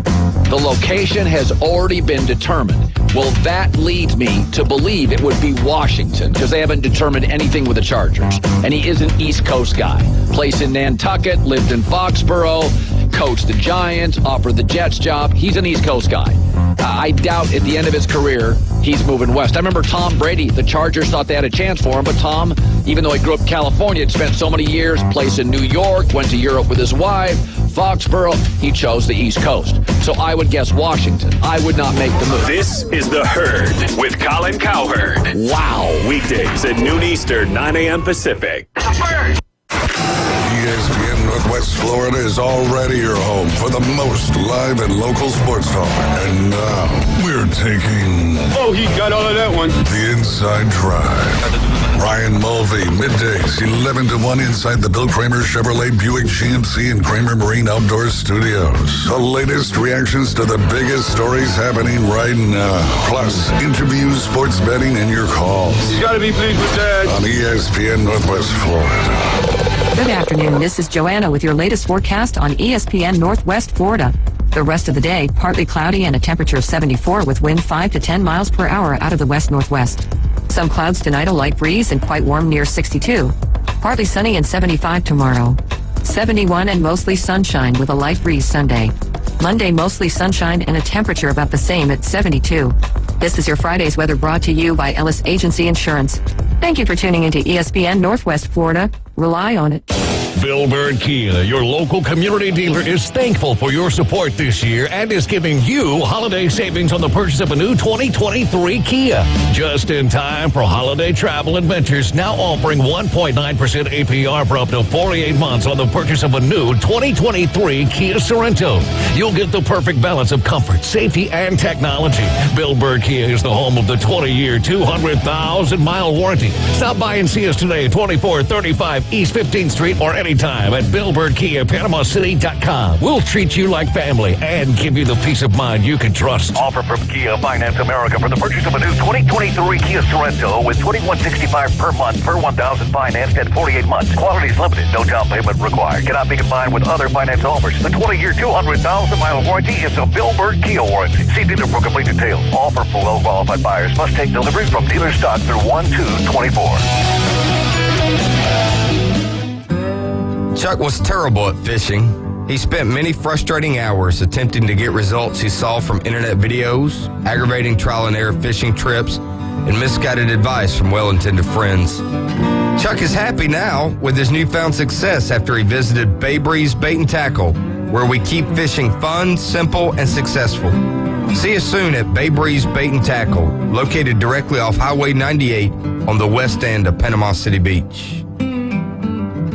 Did you know that fees associated with real estate closings are virtually the same from one title company to the next? So what sets South Oak Title apart? Effective communication, customer service, expertise, and technology. If you're buying or selling real estate, refinancing a residential or commercial property, tell your realtor you want to close with South Oak Title. South Oak Title, with locations across the Southeast, including Panama City Beach, Inlet Beach, Destin, and Fort Walton Beach. Visit them online at southoaktitle.com. Y'all listen up. Let me tell you something about group meals from Rudy's Barbecue. It's got all you need for all the folks you gotta feed, smoked meat, sides, and more. There's everything down to the tablecloth, just like the one that you see at the store. And a bridal shower, it's better than flowers. And a long business meeting, it'll pass the hours. It'll feed all the cousins at a family function. It's better than potluck at a church luncheon. Next time you need to feed 10 or more, call and order a Rudy's group meal. Next in line. It's the Coach James Hale Show, weekday mornings 7 till 9 on your station for the best local sports talk. I think he might be able to use that aching old arm one more time. 104.3 ESPN Northwest Florida. We mostly have the NFC. And for years and years, we had the dominant teams, bigger cities. AFC hit on a bunch of great quarterbacks in the draft, about 7 of them. And the AFC is better than the NFC, and that's what I watched last night. 2 really good football teams falling apart physically. But proof that the AFC is better than the NFC is that Josh Allen is 5-5, Joe Burrow's 5-5, and Justin Herbert's 4-5, and even Peyton and Russell Wilson are 4-5. Pretty good quarterbacks. Joe Burrow's instability, his inability to stay healthy in September, is probably going to cost Cincinnati, that I had picked to win the division. Attrition may just decide the AFC. The NFC is different. San Francisco and Philly have better players than everybody else, and everybody can see it. Detroit's kind of close. It's got better players. But in the NFC, Geno Smith, Josh Dobbs, Derek Carr, they're all playoff quarterbacks today. You can get away with it. A flawed team and a flawed quarterback. Think about Baltimore. Mark Andrews, Pro Bowl tight end, gets hurt. OBJ gets hurt. Lamar Jackson gets hurt late in the game. They were also missing their top running back, top offensive tackle, top cornerback. The Ravens are absolutely, once again, hanging by a thread physically. Thank God they have Lamar Jackson. But what I was watching were 2 very excellent teams capable of getting to the AFC Championship. And my guess is whoever's healthy late in the year wins. But what Lamar Jackson's able to pull off, Mark Andrews, a top 3 tight end. They already lost their top running back. Ronnie Stanley's a Pro Bowl left tackle. OBJ gets banged up fourth quarter. It's different. In the NFC, the Niners lose 3 straight. Nobody cares. Vikings awful in September, lose their quarterback. They've won 5 straight. Cowboys got worked by the Cardinals and the Niners. Humiliated by both in a 3-week stretch. Doesn't really matter. You're allowed to rebound. You're allowed to go in a slump. You're allowed to go on a long losing streak. You're just not in the AFC. Those are excellent teams last night with excellent quarterbacks. Baltimore is falling apart. It's an annual tradition, but it's Burrow's injury. You cross your fingers on it. He's a great player, but it may just be his inability to stay healthy this year, eventually, as good as he is in the AFC, costs him. J-Mac with the news. No. Turn on the news. This is the Herd Line News. All right, we're going to start with the big Monday night game. They're calling it the Super Bowl rematch, Super Bowl revenge game, Eagles-Chiefs. I didn't know this stat. Jason Kelce is 0-4 in his career against his brother in the Chiefs. Never beaten Travis. Kelce says he won't use the Super Bowl revenge angle, though, as motivation. I'm motivated to win the game. I don't need the Super Bowl to motivate me to beat my brother or Andy Reid. And, I've never beat them in my career. I'm more motivated maybe by that. But, I don't buy into Super Bowl revenge games or, each season is different. This team is not the same. That team is not the same. Nothing that goes out there and happens on Monday night is going to at all change or make anything different about what happened last year. I love Philadelphia. Ooh, all right, we'll go head-to-head Monday on the show. I love the Eagles. I love Ohio State to lose to Michigan in 8 days. And I love the Chiefs to dry up in the second half, and Philadelphia pulls away. Interesting. So, I don't know if you're aware of the stat. Andy Reid is decent off of a bye. Have you heard Nick this? Sirianni. Andy Reid is 21-3 off a regular season bye. 21-3 straight up, and now you're getting Mahomes under a field goal? That's interesting. So give me that stat one more time. Andy Reid, regular season off a bye, 21-3. How about this? Jalen Hurts has beaten 12 straight teams with a winning record. Awesome. I like that. Impressive. Now, I will say, someone put out the number that the AFC head-to-head against the NFC this season is dominating. Now, a lot of it's driven by the Ravens have really spanked Seattle and Detroit. But I saw 31-19. That's pretty impressive. Okay, that's great, but I wouldn't include Philadelphia in any NFC stat. Fair. I think there's three of those matchups this week. Chargers, Packers, one other one, and then, of course, the Monday night game. But, listen, I like the Eagles. I'm not going against Mahomes. So you like the Eagles, too? No, I do like them, but I'm taking Mahomes if it's under a field goal. At 3, it's just to watch the game and enjoy it. But at 2.5, I got to go KC. Listen, it'll be a hate watch because You're not going to hate watching I'm going to bet it, so I'm going to be all worked up. I'm going to be all worked up watching this game. How about first half Eagles? They dominate first halves. Well, if they dominate the first half, they're going to blow Kansas City out. Oh, really? Kansas Didn't that happen in the Super Bowl? Kansas City's second half offense this year is awful. Well, it's awful. I put this theory on the podcast yesterday. Is there something to, hey, we've been to 3 or 4 Super Bowls already. We've got Mahomes the MVP. The regular season doesn't mean a whole hell of a lot to us. And they kind of just play with their food and mess around, and they're saving the good plays, and they're not doing that against the Eagles. No way are they doing that against the Eagles. You can do that against Jacksonville and Minnesota and whatever. It's like the regular season doesn't matter that much. This game matters. This is a massive game. Chiefs, for sure. Next up. What are we doing here? Oh, Trayvon Diggs. Jeez. Remember he sent out those tweets getting his brother out of Buffalo? Well, of course. Stephon Diggs was asked about the tweets yesterday, and here's his response. I'm not responsible for how other people feel. Anybody in this room, for this matter. A reporter, a player, even my own brother. You know what I'm saying? Like, I love my brother. And the space that my brother's coming from is my family. You know what I'm saying? So you want to know how he feels, you got to take it up with him. You know what I'm saying? Like, putting me in a position or me having a conversation with my brother, that's outside. That's in-house family rules. But for me, I can't combat or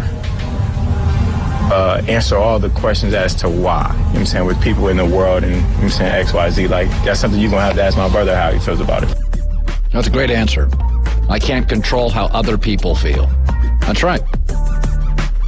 I mean, if we've seen this with parents and brothers. All right, my brother is in town, for Thanksgiving and stuff. If he goes on Twitter and is saying, man, we got to get J-Mac out of the herd, Colin is stifling him, and puts out some stuff like, what, do you think that's not probably coming from me? Like, of course, he's not just making stuff up. You really think Trayvon and Stephon have not talked, and Stephon Diggs is unhappy, and he's relayed that to his brother? That's a pretty good point. You like that, huh? I'm really rooting for your brother to do that. I don't even think he's on social media. That'd be so much fun. We get a controversy on our show. That'd be fun. That's what we need. I'm having fun on the show, by the way. Final story. Hope so. CJ Stroud is he's having a great rookie season. I think he locked up the Rookie of the Year award. Last week, he became the first rookie in the last 40 years to lead game-winning drives in back-to-back games. Stroud's success has led to MVP talk, which is silly, but the rookie he's staying focused. It's been cool to be able to be in a talk, but just like they love me this week, they hate me the next. So I don't try to look at that stuff. I try to stay even keel and just stay on the straight and narrow, and just work really hard and make my teammates around me better. So for me, I just really want to keep getting better and better, and keep that chip on my shoulder and just keep grinding. This line's interesting. So Cardinals to me is the side, but 5.5. No, that's what I'm saying. It's exploded. So what? This is a weird game because I thought the Cardinals at 4.5. I thought that's kind of the side. Now it's up to 5.5. Somebody knows something. So this will be in headlines. We're doing it an hour early, by the way, for the so 10:40.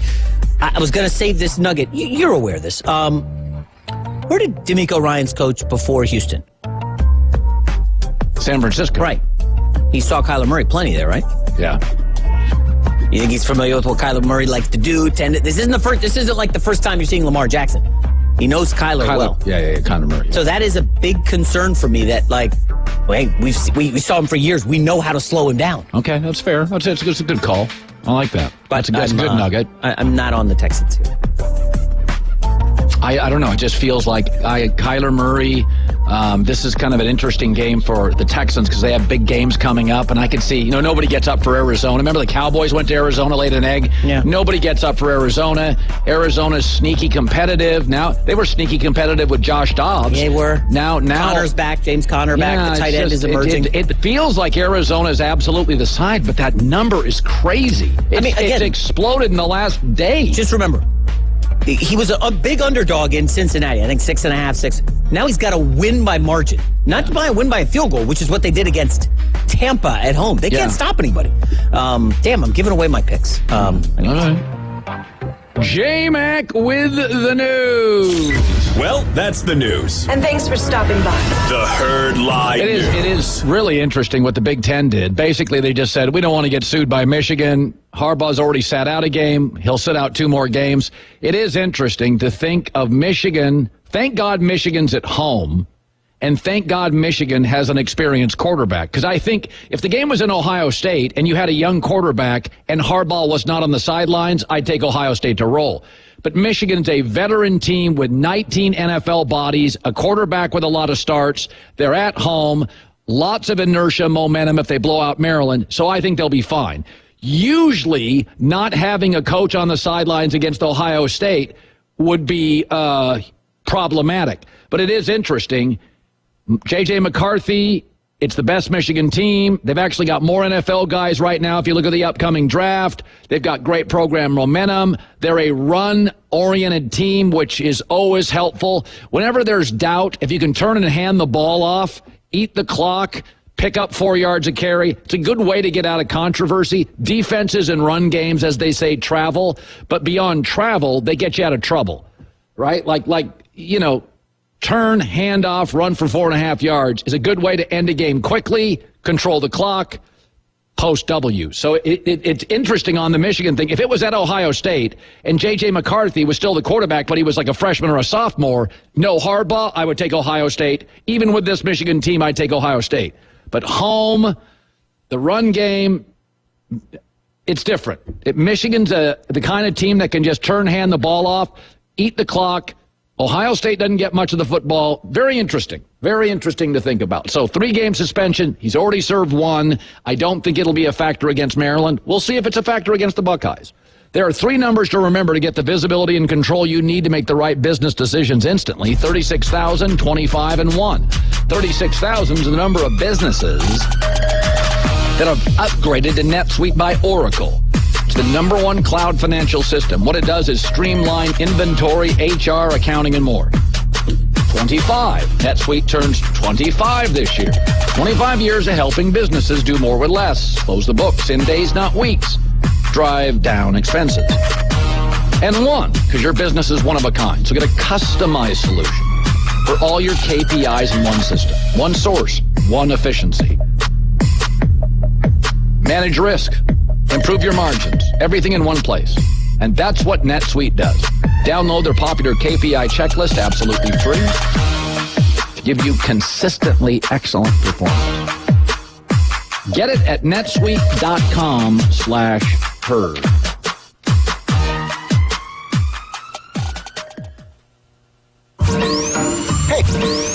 Hey, Doc, nice office. Quick question. If you had to choose, would you give yourself a root canal or run payroll? Run payroll, no question. Seriously? Well, have you run payroll before? Paying my team with Gusto couldn't be easier. Gusto gives me unlimited payroll runs, next day direct deposits, and automatically files my taxes. Saves me time. Wow, that's nice.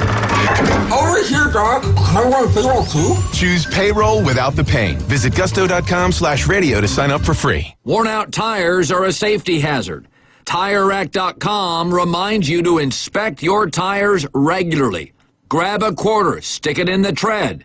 If you can see the top of Washington's head, it's time to replace. Go to TireRack.com/Colin, use the Tire Decision Guide to get a personalized tire recommendation. Choose from the full line of Continental tires and tread confidently. TireRack.com, the way tire buying should be. You're excited. I'm excited. With Colin Cowherd. So there was a story yesterday, and Dan Orlovsky played in the NFL. Now he's at the other place. Said he heard that Bill Belichick will take over as head coach and GM for a different NFL team next year. The location has already been determined. Well, that leads me to believe it would be Washington, because they haven't determined anything with the Chargers. And he is an East Coast guy. Placed in Nantucket, lived in Foxborough, coached the Giants, offered the Jets job. He's an East Coast guy. I doubt at the end of his career he's moving west. I remember Tom Brady. The Chargers thought they had a chance for him, but Tom, even though he grew up in California, had spent so many years, placed in New York, went to Europe with his wife, Foxborough, he chose the East Coast. So I would guess Washington. I would not make the move. This is The Herd with Colin Cowherd. Wow. Weekdays at noon Eastern, 9 a.m. Pacific. This ESPN Northwest Florida. It's the Coach James Hale Show. That's the national championship game in Houston. Can I finish? Yeah, go ahead. All right. So he runs on all fours? All fours, baby. Yeah. He can go. He can go. I always like that expression. He runs like a deer. That's just the beginning of the Florida recruit class. Get dogs. They lost 5. 11 o'clock. It's cold. Weekday morning 7 to 9. ESPN Northwest Florida. PCB Hobby, the beach's premier hobby store for sports cards, comics, coins, and trading card games. PCB Hobby carries the largest selection of boxes and packs from the latest releases of brands like Topps, Panini, Leaf, and more. Looking for a specific player or team? PCB Hobby has a wide assortment of raw and graded cards. They carry parallel rookie, game used, and autographed cards in both modern and vintage. Have a collection you want to sell? We buy, sell, and trade. PCB Hobby on Back Beach Road, just east of Florida Linen. Call 850-320-8388. Hi, this is Matt Lewis with Reliable Hydraulic Solutions. We offer comprehensive diagnostics and repair service for all types of hydraulic units, such as hydraulic and pneumatic cylinders, hydraulic pumps, motors, and valves, as well as a broad range of hydraulic hoses and O-rings. Give us a call at Reliable Hydraulic Solutions at 850-326-3000 for any of your hydraulic needs. Visit their new location, Highway 77, south of Tractor Supply. Kitchen Designs Group is excited to announce their new location, 7934 Front Beach Road, Panama City Beach. They offer full-service kitchen and bathroom cabinetry, countertops, and flooring. Plus, they also offer cash and carry. Take your cabinets home today. Let Claudia and Marshall help make your dreams of a new kitchen or bathroom come true. Call Kitchen Designs Group, 850-775-4150 to schedule your free consultation or visit their website, kitchendesignsgroup.com. Cash and carry only applies to the Shaker White. Now open Saturdays, 9 to 2. To some, this might sound like a typical family dog. But at Dog Chow, we know that for a veteran suffering from PTSD, this could be the sound of life-saving therapy. Thanks, Betty. That's why we've made it our mission to connect every military hero in need with a canine hero of their own. To learn about the simple ways you can help Dog Chow in our mission, visit dogchow.com/veterans. Saturday on ESPN Radio. It's a critical showdown in the Pac-12. Undefeated Washington looks to keep their playoff dreams alive when they face Oregon State, who are alive in the fight for an appearance in the Pac-12 championship game. Oregon State is the quintessential spoiler. Oregon State's for real. Kickoff Saturday at 6:30 right here on your home for the most college football on the Gulf Coast. ESPN Northwest Florida. When summer comes to a close on the loveliest village on the plains, our family gathers again just as we have for the last 131 years. Unrivaled traditions. Get out your toilet paper. Tumor's Corner is going to be buried tonight. The craziest atmosphere. You're not going to keep them off the field tonight. Unforgettable moments. Let's go play ball. That's Auburn being Auburn. Your home for the Auburn Tigers. ESPN Northwest Florida. 24/7 around the world. Non-stop sports talk on our website at ESPNPC.com. 104.3 ESPN Northwest Florida. And Shedeur Sanders lead Colorado in a Pac-12 battle under the lights against Washington State tonight at 10:30 Eastern on FS1. Colorado's season sort of fizzled out. That transfer portal thing, the three teams that were very transfer portal reliant, USC, Colorado, fizzled out. LSU, fizzled early. It is hard to throw a bunch of new players into a culture and say, it's great. Like I even say Brian Kelly and Jim Harbaugh. They won initially. But it wasn't until the end that Brian Kelly could go toe-to-toe with Georgia. It wasn't until the last 2 years, 2.5, 3 years, where Harbaugh, you really felt they could play with anybody, is that when you just throw a bunch of transfer portal guys in, USC and Colorado are the most dependent transfer portal teams, after about 4 games, they both eroded. Good luck on just throwing a bunch of guys together. That's why you want some change. Like when the Buccaneers won the Super Bowl and brought everybody back. The Eagles did one a year. They get to a Super Bowl, bring everybody back. Don't do that. You want some new blood, new eyes, new emotion, new energy. But this transfer portal, this idea that it's this magic elixir and it solves everything, it can give you more talent. Yeah. But a team recruits a guy, then he leaves. They know the odometer. Yeah. Like they know the real. He may have been a problem. He may not play hurt. He may be hard to coach. You can watch a tape and go, he's fast, he's good. What is he like in the locker room? Best receiver USC has right now to me is a kid, Taj Washington, came out of like Memphis. They got him in the transfer portal 3 years ago, and every year he's better. It's like nobody knew that. He came from a small college. I think it was Memphis. It was somewhere. It's like that kid's been a great player.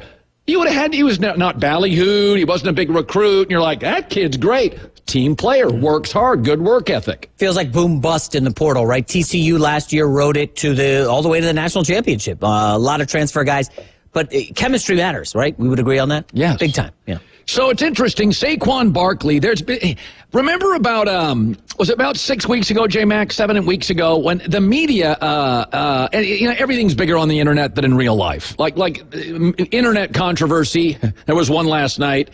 Take a deep breath. We're all going to be fine. There was this big thing in the NFL about running backs are getting hosed and running backs, it's unfair. No, it's not. People, for years, safeties didn't get paid, and tight ends didn't get paid, and offensive linemen on the interior didn't get paid. Where's all the sympathy for that? Running backs are getting paid if they're great. They just don't get, extensions after being injured. So it was just overreaction by everybody about these poor running backs. So Saquon Barkley got a 1-year contract. He wanted a long extension. And they gave the quarterback the long extension. Now, I said at the time I wouldn't have given Daniel Jones the bag. I would have been more, I think I would have probably given Saquon Barkley a year or two more than he has right now, because I think in the locker room players liked him. I think he's the best player on the team offensively. But I understand the Giants saying you're a running back, you've been hurt. But he says loyalty, says Saquon, doesn't mean anything. Loyalty means nothing. Loyalty, that don't mean nothing. No matter how loyal, no matter how committed you are, it's a business at the end of the day. That's something that I've learned. When you're a premier back in this league, not to talk about myself, they feed you the ball because it helps you, gives you opportunity to win games more times than not. And then when it comes to contract or a certain time, you're a running back, you're having so much miles on you. It's a crazy thought process. I try my best not to think about that or I would go insane. Okay, so Saquon says loyalty doesn't mean anything. He's wrong. It doesn't mean everything, nor should it, even at your job or mine. Productivity in a salary cap business is number one. Productivity. Saquon Barkley was drafted in 2018. 2 years later, he missed 15 games in 2020. In 2021, he returned. He wasn't that good. 6 seasons, 2 great years. Does not equal you get whatever you want. They gave him a really nice 1-year deal, and now he's a free agent, and he'll have offers. But if you went to work for 6 years, were great in 2 of them, you don't get the contract you want. The company gets the contract they want. I mean, for God's sakes, the New York Giants benched Eli Manning. They can move off a running back. And there is a basic rule in the NFL. It's NFL GM 101. Do not extend older running backs who've got injuries. That's like the easiest rule in the book. There's probably 15 to 20 things NFL GMs all sort of know you shouldn't do. Sometimes you break a rule because you get trapped. And I'm not saying running backs don't have value. Austin Eckler, absolutely value for the Chargers in short yardage situations. Saquon Barkley's terrific. 6 years, 2 great ones, is not getting everything you want. I mean, look at the Ravens. Mitchell. Keaton Mitchell, that kid they have, that rookie. Isaiah Pacheco for the Chiefs. Mostert, who's bounced around the league. Now he's with the Dolphins. There is running back talent everywhere. 5th round, 6th round, 7th round. So people confuse loyalty means nothing with, no, it just doesn't mean everything. And when you run a football team in a salary cap business, you got to make decisions. I would have given Saquon a 2-year deal, maybe even 3 at a reasonable number, team friendly. I would not have given Daniel Jones the bag. That was their big mistake. And I do think Saquon has such buy-in in the locker room among players for the Giants. You got to know who the players respect. That's really important. Saquon's respected, works hard. He's very good when healthy. I like him a lot. But don't confuse loyalty means nothing with it just doesn't mean everything. Productivity in every workplace is the key. So Steve Kerr and the Draymond Green situation is interesting. So yesterday, Draymond got a 5-game suspension. And Steve Kerr, through the years, has been very supportive of Draymond Green. But there are limits. There are limits. And after this latest chokehold on Rudy Gobert, the league came in with a 5-game suspension, and here's what Steve Kerr had to say. I mean, that's inexcusable, and so we have to do everything we can to give him the help and the assistance that he needs to be able to draw that distinction between being, an incredible competitor, which he's always been. That's why he's in the position he is. That's why he's the player he is. But he can't cross that line, and he crossed it the other night for sure. So we don't expect Steph Curry to hit even 50% of his shots. Why do we think Draymond Green should be perfect as an enforcer? He plays with physicality and anger, intensity and urgency. Sometimes it's not perfect. It's like the A-list comedian, Dave Chappelle, Ricky Gervais. About once a year they go over the line on a joke, inappropriate. Yeah, that's what artists do. And we should support artists for making mistakes. They push the boundaries. They make us uncomfortable. I don't have to agree with every Ricky Gervais, Chris Rock, and Dave Chappelle joke. They're artists. They're comedians. They push the envelope. Sometimes it's just uncomfortable. Why do we expect the enforcer to always get it right? When Draymond Green gets into these situations, there is chaos. There is intensity. There's a fight. There's a battle. Had that chokehold been a second, not 5, I think he gets a 1-game suspension. But I think Steve Kerr points it out. You give him all the tools to understand it was over the line. But we don't expect anybody to be perfect in sports. The only perfect people are internet trolls. Remember? Come on. Anonymous internet trolls, they're perfect. The rest of us aren't. But when you play with anger and intensity and you're the catalyst of protection, whether it's a hockey guy or a basketball guy or a football guy, those aren't perfect situations. I don't expect perfect reactions. I thought 5 games was just. I defended him on the punch of Jordan Poole. Here I don't. 5 games, 4 games is what we predicted. Steve Kerr summed it up nicely. Blazing 5, top of next hour. I really, really interesting weekend. The Denver game was the last game I moved off of. Oh, wait, can I ask if you put the Jets in there? Because there's some news here. Yes. Garrett Wilson has some hurdles to clear before he can play Sunday against Buffalo. That's according to Robert Saleh recently. Hurdles. Well, if you take Garrett Wilson out, Alan Lazard, the rookie, like they don't have much, and they have Zach Wilson still at quarterback. Well, that's season over, baby. If they lose this, and so 4-6. Well, the AFC 4-6 it's over. Yeah, I mean it's over for the Bengals at 5-5. Sorry to our producer, who's a huge Bengals fan. It's over. Well, let's give it another week. Is Glass Joe coming back? Let's give it another week. Glass Joe, come on. He's hurt all the time. Hour 2 next. Hi, it's the herd you know in the NBA. Hi, it's the herd you know in the NBA. The game can change in an instant, but no matter how the action unfolds, you know DraftKings Sportsbook has your back. This week, new customers can score $150 instantly in bonus bets for betting just $5 on basketball. That's $150 in bonus bets. Just download the DraftKings Sportsbook app. The code is always HERD, H-E-R-D. Win or lose, you get an instant W. Money lines, parlays, props, live bets. Yeah, so much more. The betting options feel endless on DraftKings. I love it. Best of all, it's safe, secure, reliable, with 24/7 support. You can deposit and withdraw your cash whenever you want. Download the DraftKings Sportsbook app now. Code is HERD, H-E-R-D always. HERD. New customers, $150 instantly in bonus bets for betting just $5 on basketball. Only on DraftKings Sportsbook with the code HERD. The crown is yours. Gambling problem? Call 1-800-GAMBLER. In New York, call 877-8-HOPE-NY or text HOPE-NY 467-369. In West Virginia, visit 1-800-GAMBLER.net. Please play responsibly. In Connecticut, help is available for problem gambling. Call 888-789-7777 or visit ccpg.org. On behalf of Boot Hill Casino and Resort in Kansas, must be 21 or older in most eligible states, but age varies by jurisdiction. See DraftKings.com/sportsbook for details and state-specific responsible gambling resources. Eligibility and deposit restrictions apply. Bonus bets expire 168 hours after issuance. Terms at sportsbook.draftkings.com/basketball terms.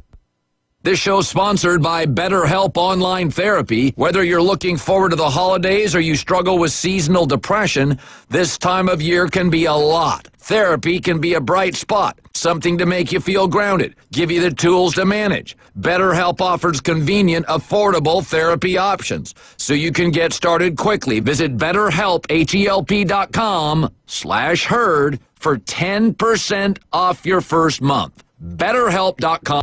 ESPN Northwest Florida, your home for Mike Greenberg. By far, the worst team to root for has to be the Carolina Panthers. You're probably going to finish with the worst record in the NFL, and you traded away your first-round draft pick for a quarterback who clearly isn't the right pick. At best, the second-best quarterback in last year's draft class, and maybe the fourth. Greeny. Weekdays on ESPN Northwest Florida. Good afternoon. This is Joanna with your latest forecast on ESPN Northwest Florida. The rest of the day, partly cloudy and a temperature of 74 with wind 5 to 10 miles per hour out of the west-northwest. Some clouds tonight, a light breeze and quite warm near 6